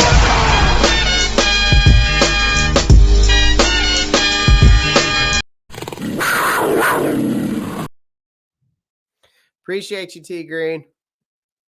Appreciate that. Shout out to you.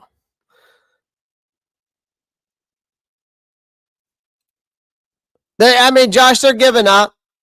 Some of them seem like they're giving up.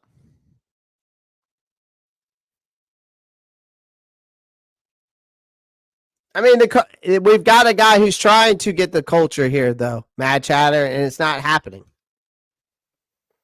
But it's also to what Kristen Butler said. She feels that Dave Canales is more of a cheerleader than he is a leader.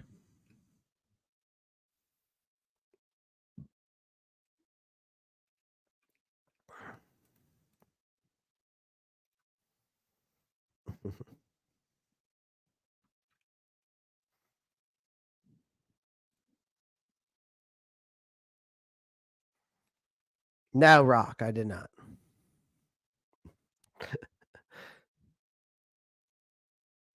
We need to do a fire sale like the Tennessee Titans are doing. At this point, yeah. All right, let's continue with this press conference. And expect to have success in this league. The offense as a group will be the first to tell you the execution was not there. The details of the alignments and assignments, the things that we've been seeing come alive in practice, translating to the game, and we were making strides. But we certainly took a in that game yesterday, did not show up.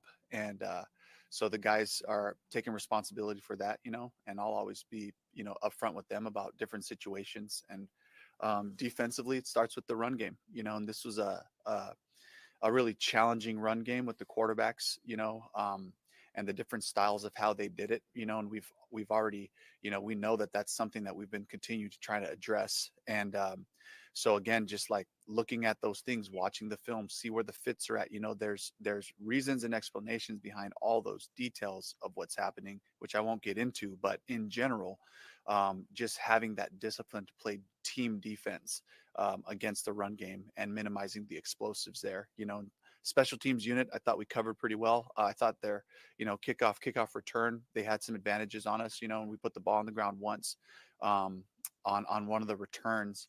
So the challenge for our group there in the kickoff and kickoff return, again, is just making sure we're getting to our landmarks and sustaining our blocks, keeping those penalty free. We've had a couple penalties on returns, so we got to clean that stuff up too.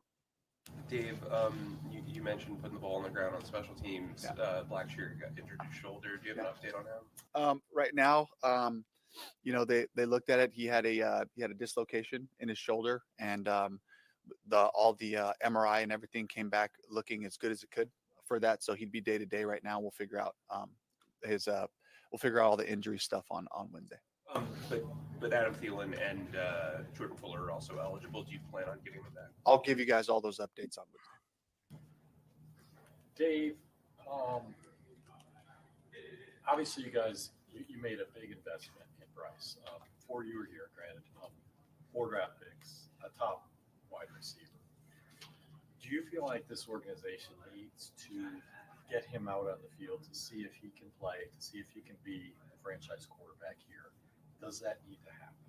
Right now, we're focused on the Broncos. Andy's playing this week. Look at that. Really where our focus is at, Listen to that. All right, hold on. Let's back it up real quick to this question. Dodging it. Here, granted, 4 draft picks, a top wide receiver. Do you feel like this organization needs to get him out on the field to see if he can play, to see if he can be a franchise quarterback here? Does that need to happen?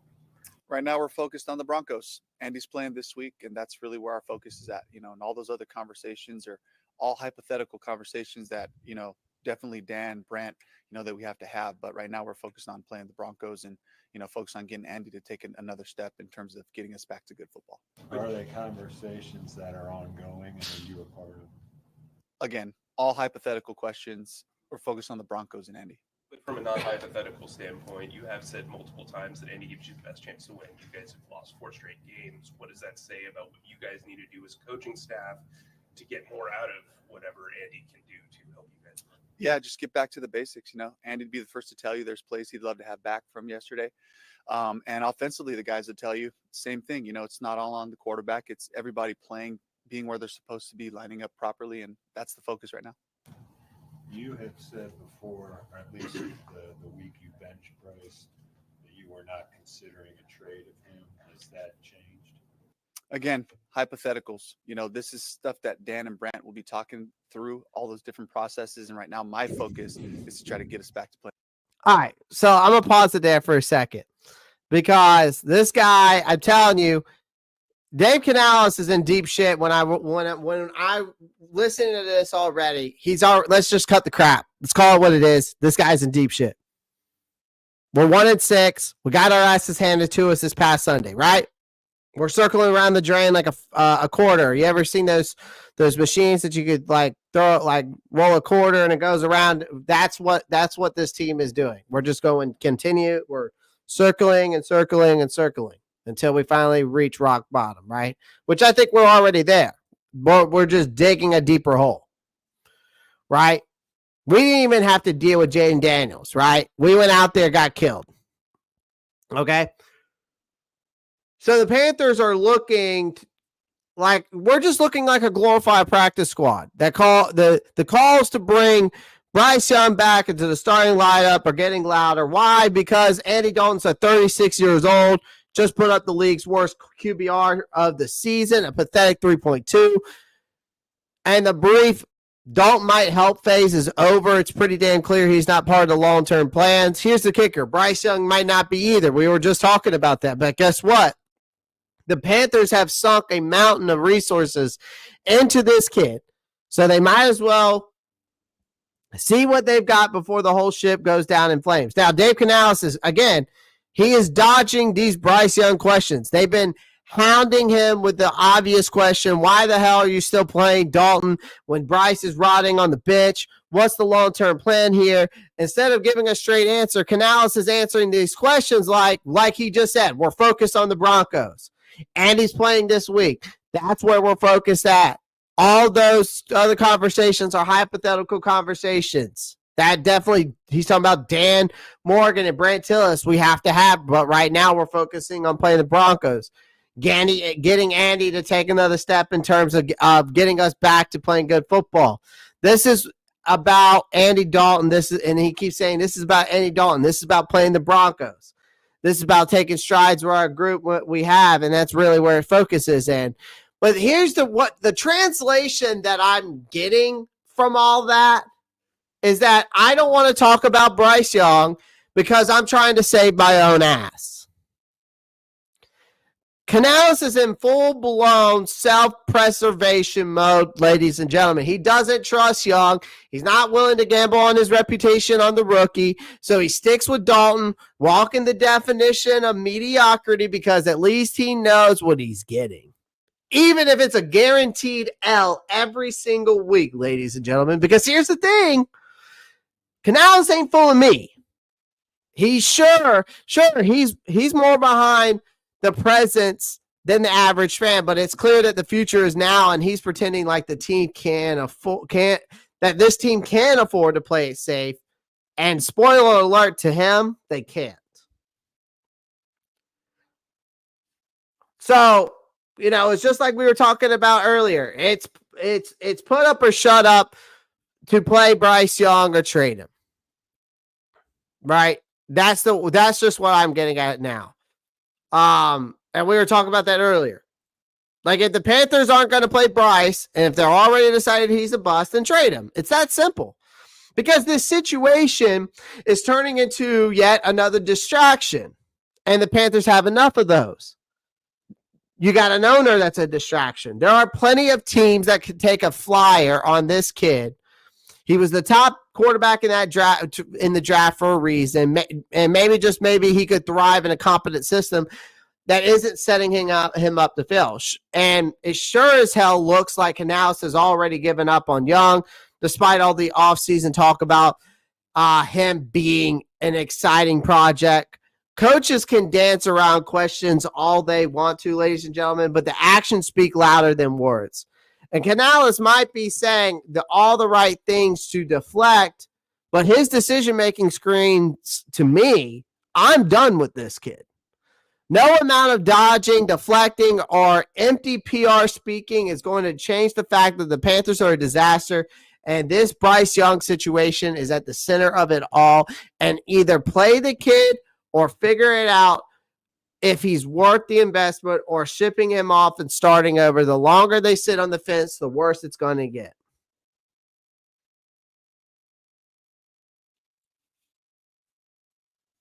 The worst it's going to get, ladies and gentlemen.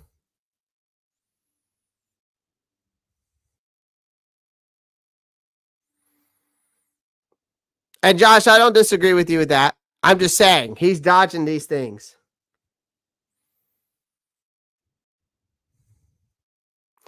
CJ Hill comes in and says, Canales is a con man.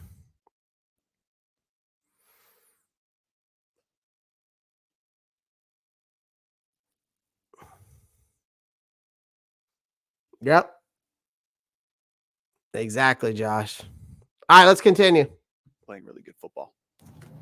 We saw Jalen Coker outsnap Jonathan Mingo again. Mingo didn't get a target in that game. What did you see from the younger wide receivers overall? Rough day. Not detailed football. I thought we were taking strides with that group. They were showing up and making plays. This week was a challenge. And as coaches, we got to look at the plan. Are we doing too much with these guys? Are we moving them around too much? You can't be so simple that you're predictable. But at the same time, I think there's always that, what is the line that we can push to? And can we do just a little bit more? But yesterday, it felt like we overloaded that group clearly, and they got to take responsibility as well of preparing. And they're working hard at it. But, I know we can do better.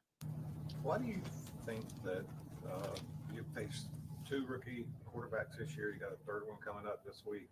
Why do you think their teams have been able to have success despite their rookie mistakes? Why you couldn't get that out of Bryce? It's about us. It's about, just playing good fundamental defense, stopping the run first and foremost, forcing teams into known pass situations where you can attack them. And we haven't been able to do that. And so regardless of who the quarterback is, if we can't have that starting point of playing good, tough physical defense against the run game, it opens everything else up, which is also why we believe in running the ball here, and so that's just kind of how it played out. Any frustrations from the players due to how stagnant the team seems to be right now? Absolutely. These guys are very disappointed with our performance thus far, and they're playing hard, and our guys are giving great effort. That's a great starting point, but we have to play good football, and that's the goal. That's the closest goal that we have, is to get to good fundamental ball.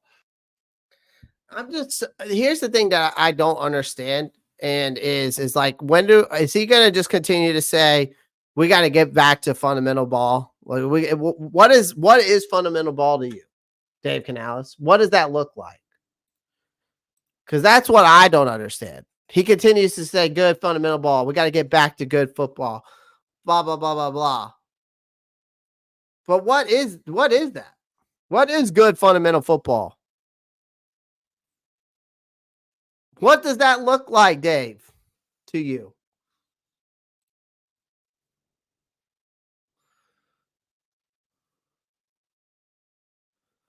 That we can be proud of. And we're not there. And we got to continue to just push into that, press into that. And all right.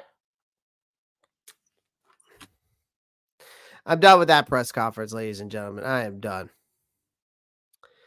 I'm done with that press conference. Let's see. Looks like there's probably some news out there. Let's see what we got.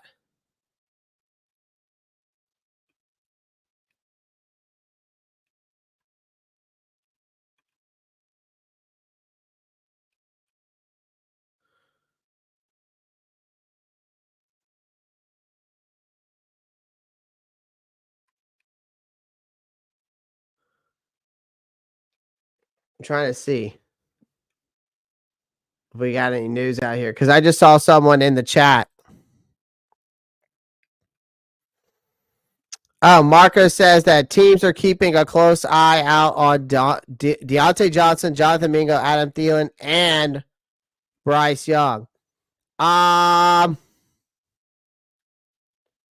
Where is? I'd like to see if there's anything out there about this.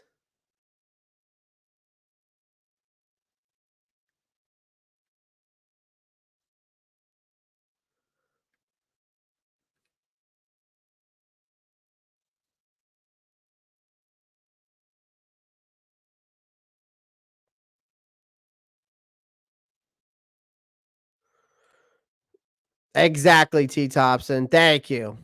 That's what I've been saying, man. That's what I've been saying. This team should already have the fundamentals. They should already have the basics of good football. It does say a lot. They should have it completely done. You have a full offseason with these guys. This team wasn't made up over time. The offense wasn't made over time. The defense wasn't made up over time. Each and every one has been here for a certain amount of time that they can start doing that. Said 49ers are interested in Johnson. Not surprised by that, Domo. Take Mingo. Yep. Fundamentals not giving up. Yep.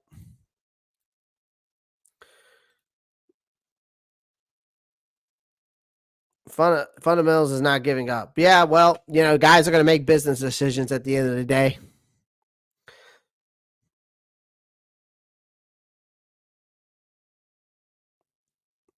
I think everybody just needs to realize that this team sucks. It is what it is. Exactly. We shouldn't be learning fundamentals. We shouldn't be learning good football. We have a full offseason to do all of that, to learn the fundamentals, to learn the playbook, to be a good, fundamentally sound, competent football team. It doesn't take till week 8 to try to get back to that and figure that out. That should already been done. I'm just trying to see if there's anything out. Marcos, where did you get that source from? But there are guys out there that I will say are making business decisions. That's what they're doing. Or it's clear that Dave Canales has lost his locker room.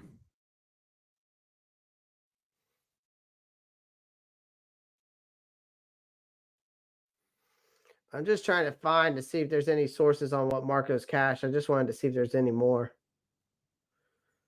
Maybe Ian Rappaport's got something going on.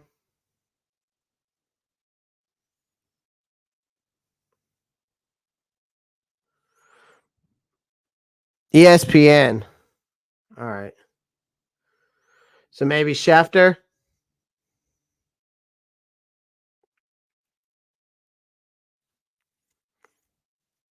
No Shefty.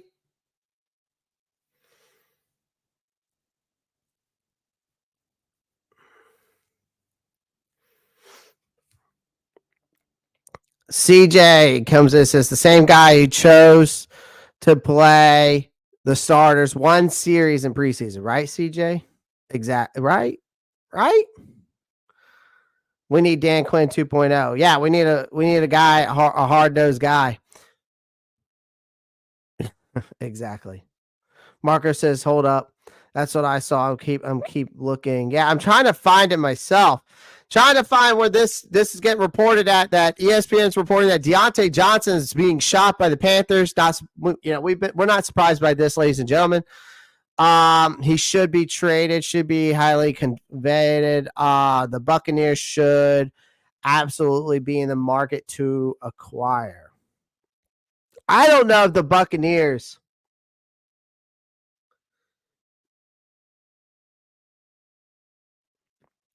Chris, I wouldn't be surprised by that. I mean, I don't want it to happen, but I wouldn't be surprised. I wouldn't be mad at Mike Vrabel as a DC. Hell, get Mike Vrabel and Robert Saleh in there. They're both hard-nosed guys.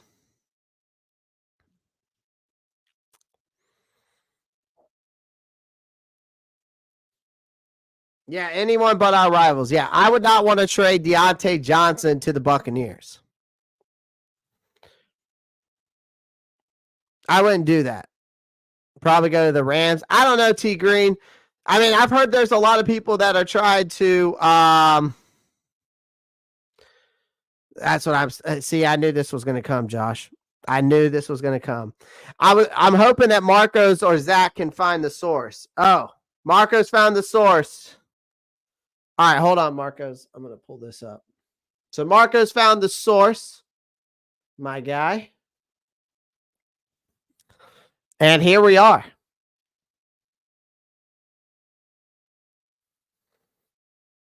Yep. Here it is by Bleacher Report right here, already coming out with it. About to tweet this bitch.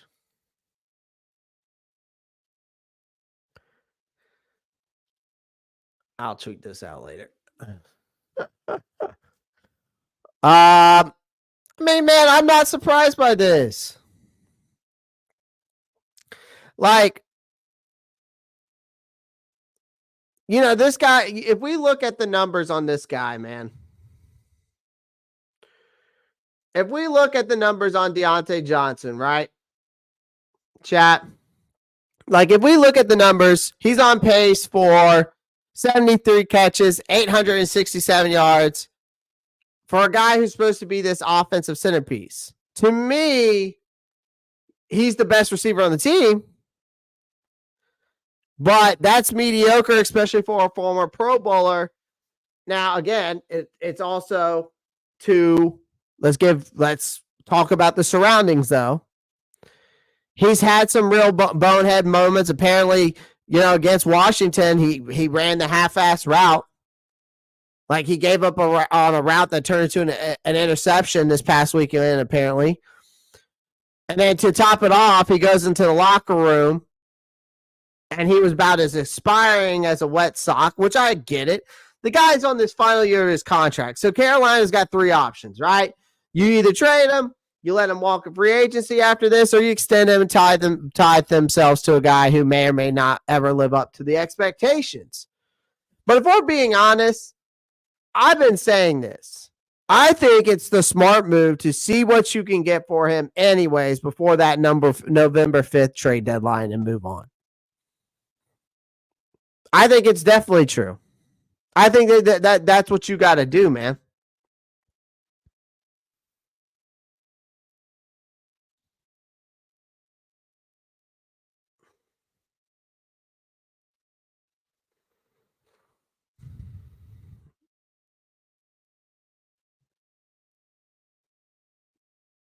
You know, I can't say I'm not surprised by this, though. You know, this is one of the guys I thought would get traded away.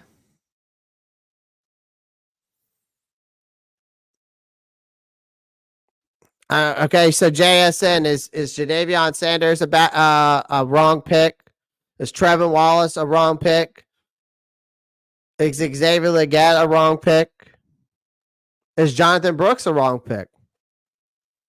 How do we not know that we've only seen one off season for Dan Morgan in his draft? Jadavion Sanders has looked good, in my opinion.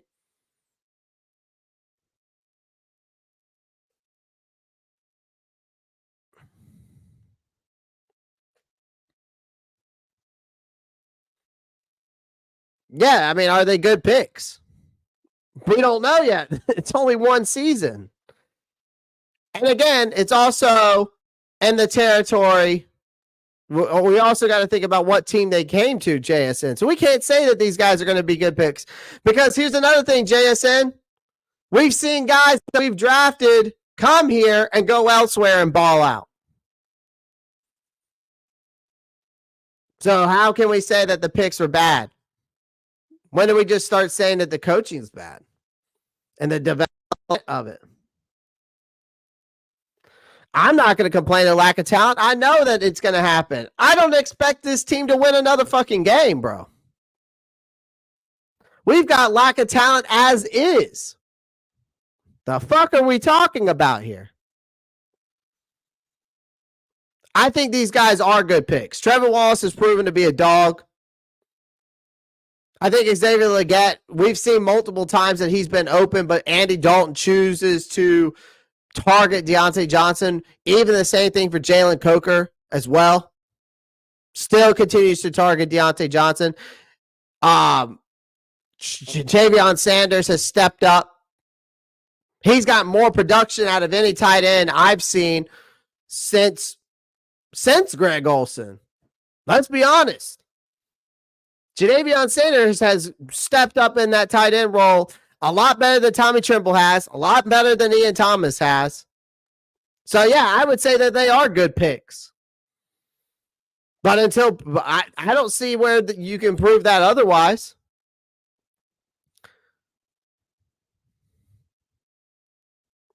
But I know that we got a lack of talent. We already have the lack of talent. What the fuck are we talking about here? We all know that.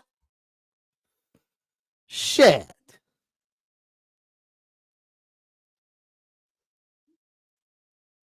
Well, here's the thing. Dalton was never the future. If anybody ever thought that Dalton was the future, you're out of your mind. He's a bridge quarterback.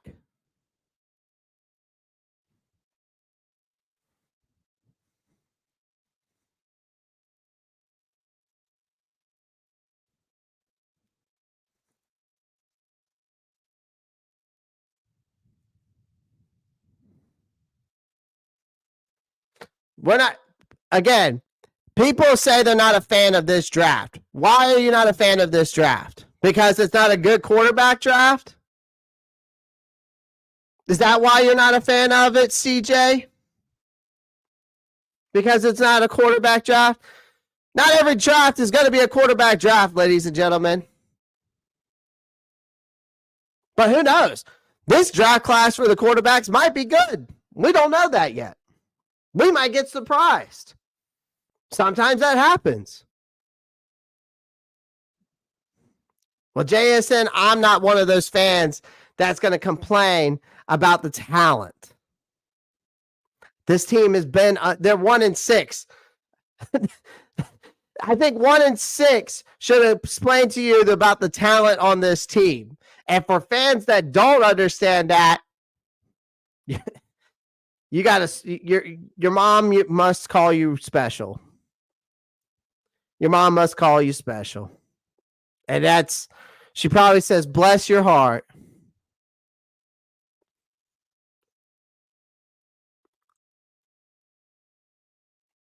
CJ, I think this draft class is pretty good. At least for us, this draft class, I think Trevor Wallace has been good.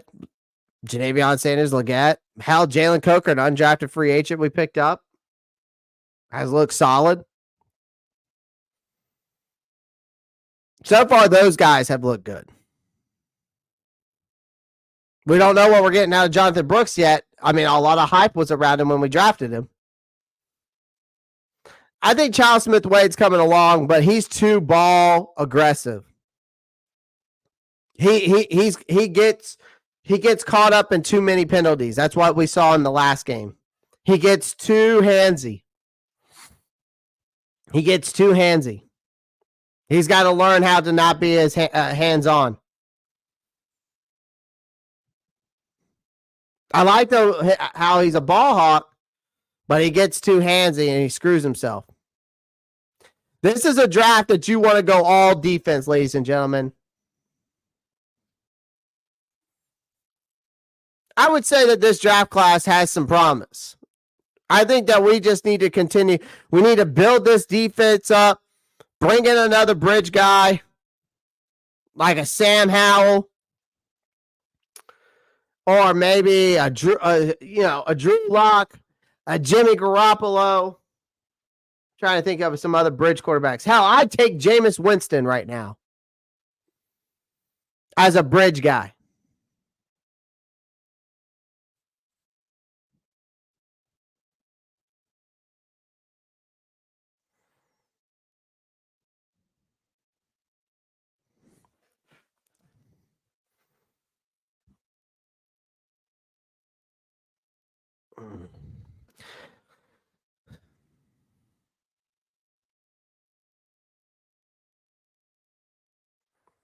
Christopher Navarro says, Christopher Navarro comes in and says, was driving, wanted to respond. You're right. Johnson's highlighted more than Leggett. Make the trade. Give Leggett a shot to see what he's made of in this league. As the number one, we already suck. Right. You might as well just see what you got at this point. JSN, I think we got to go best player available. But again, I'm going to tell you all guys this right now. Carolina needs to try to move that second overall pick.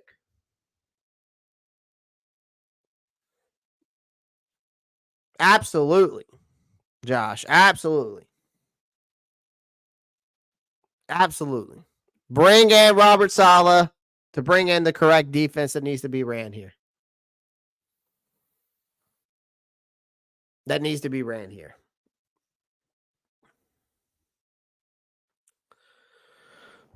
That's the thing, chat. So I'm hoping that right now that this team is going to be sellers. Let's just suck the rest of the season. Let's have the worst defense in regular season history so we can get a Jiro Evero out of here and fire his ass. Let's go all defense in the draft. Let's take that second overall pick, trade back, get some draft capital, bring in a bridge quarterback like a Sam Howell, Drew Lock, Jimmy Garoppolo, somebody like that. Call it a day. And then go into the 2026 draft and find your quarterback.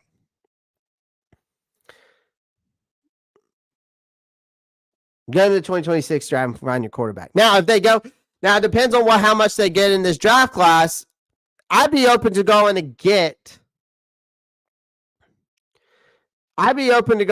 a guy like Jackson Dart or Drew Allard in this draft. But I want to see what Drew Allard has throughout the rest of the year. Let's see what he does. Now, when it comes to Jackson Dart, I think you could get him for a second-round pick. Let him sit behind someone for a year.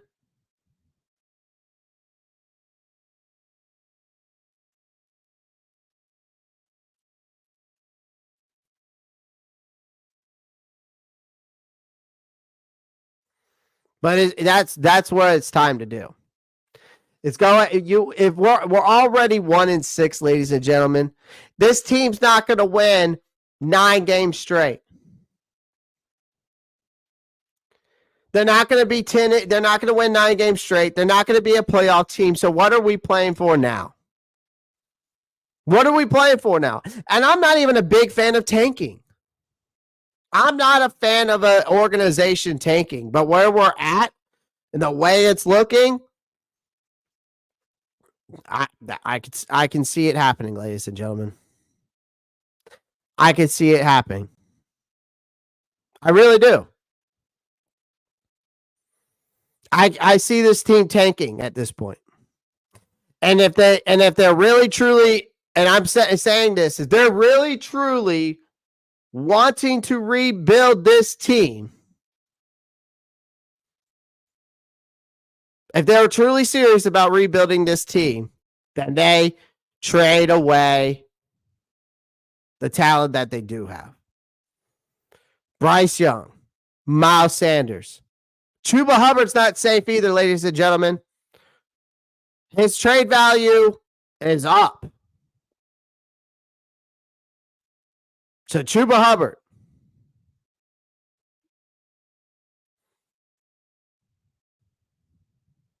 Deontay Johnson.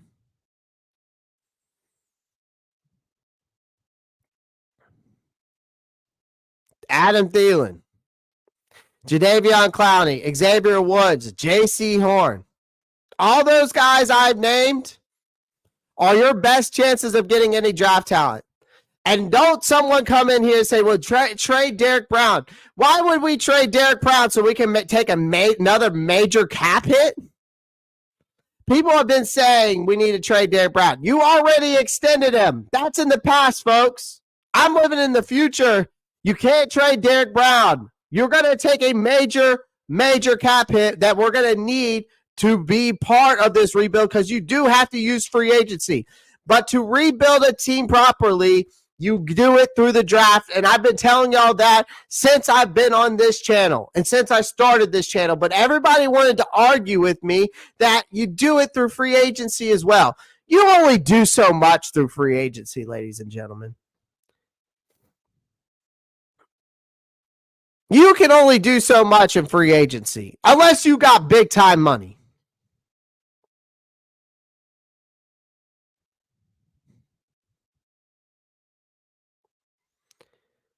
You're not going to trade away Damian Lewis. You're not going to trade away Robert Hunt. Those are big time contract players, just like Derek Brown is. Not going to trade away those guys because you take a major dead cap hit.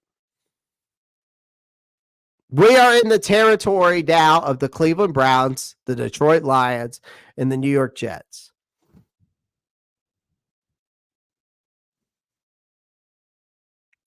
You have to do this the right way. And I'm giving you the blueprint to do so. Chris, I would love nothing more than to do that.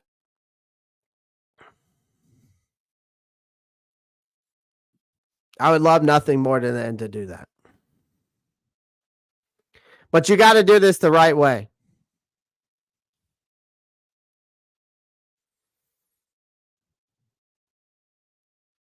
CJ Hill, I got a hot take for you for those quarterbacks. Drew Allen, by the end of the year, ladies and gentlemen, will be a top 5 quarterback in this draft class. He might end up being I actually think he might end up being number 1. Because he is the prototypical size quarterback. 6'4", 6'5", 238. Big arm talent, accurate. There's more positives than bad in his draft report. So, just saying, be patient on Drew Allen. I'm telling you right now, guys, he might end up leaping over a lot of these guys to be the number 1 quarterback taken in this draft class. Just wait and see. And one thing, too, we have to be patient. Yeah, we definitely have to be patient.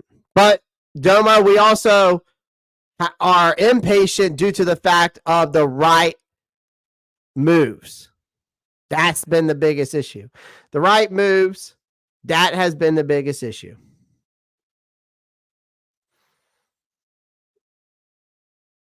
We're impatient for them to make the right moves.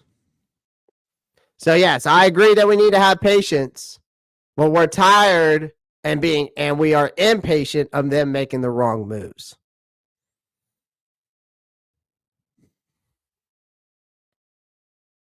That's the issue. So, guys, that's all I got for you today. I appreciate everyone joining the live stream. Do me a favor, smash that like button, hit that subscribe button. I'm going to try to reach out to the Broncos content creator on the Roundtable Sports, see if we can get him on here, see if we can do a breakdown of the Broncos and Panthers matchup. Again, guys, I think it's just time to get rid of what we can get out of what we have. And, this team's not talented. It's not talented enough as is. So there's no more excuses to say that this team is not talented. And that's the reason why we're losing. We're not talented at all. We haven't been. But the talent that we do have with the trade deadline coming up, we need to hit that market hard if we want to truly rebuild this team the correct way. And I truly believe that. And there's plenty of guys to shop around. So appreciate everyone joining the live stream. Do me a favor, smash that like button, hit that subscribe button. Oh shit, hold on. I'm just kidding. I'm just messing with y'all. Y'all thought I had something popping up. I'm just messing with y'all. I had to bring some light to today, but at the end there. So again, I appreciate everyone joining the live stream. Just do me a favor. Do these 3 things right here.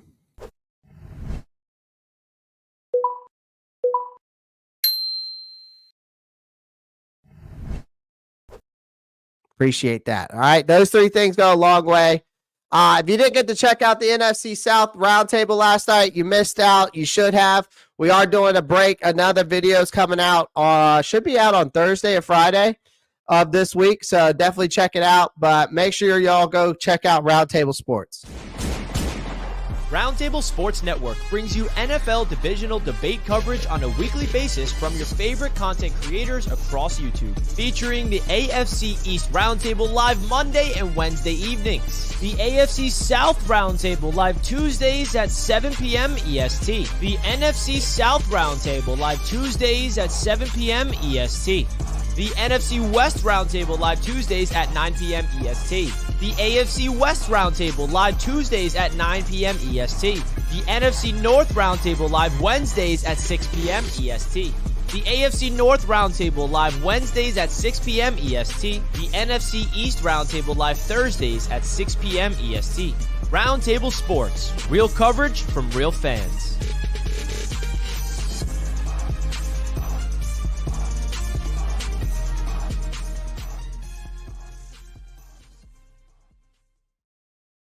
Yeah, so also make sure you join the Discord. This is the Discord right here. Feel free to join for free.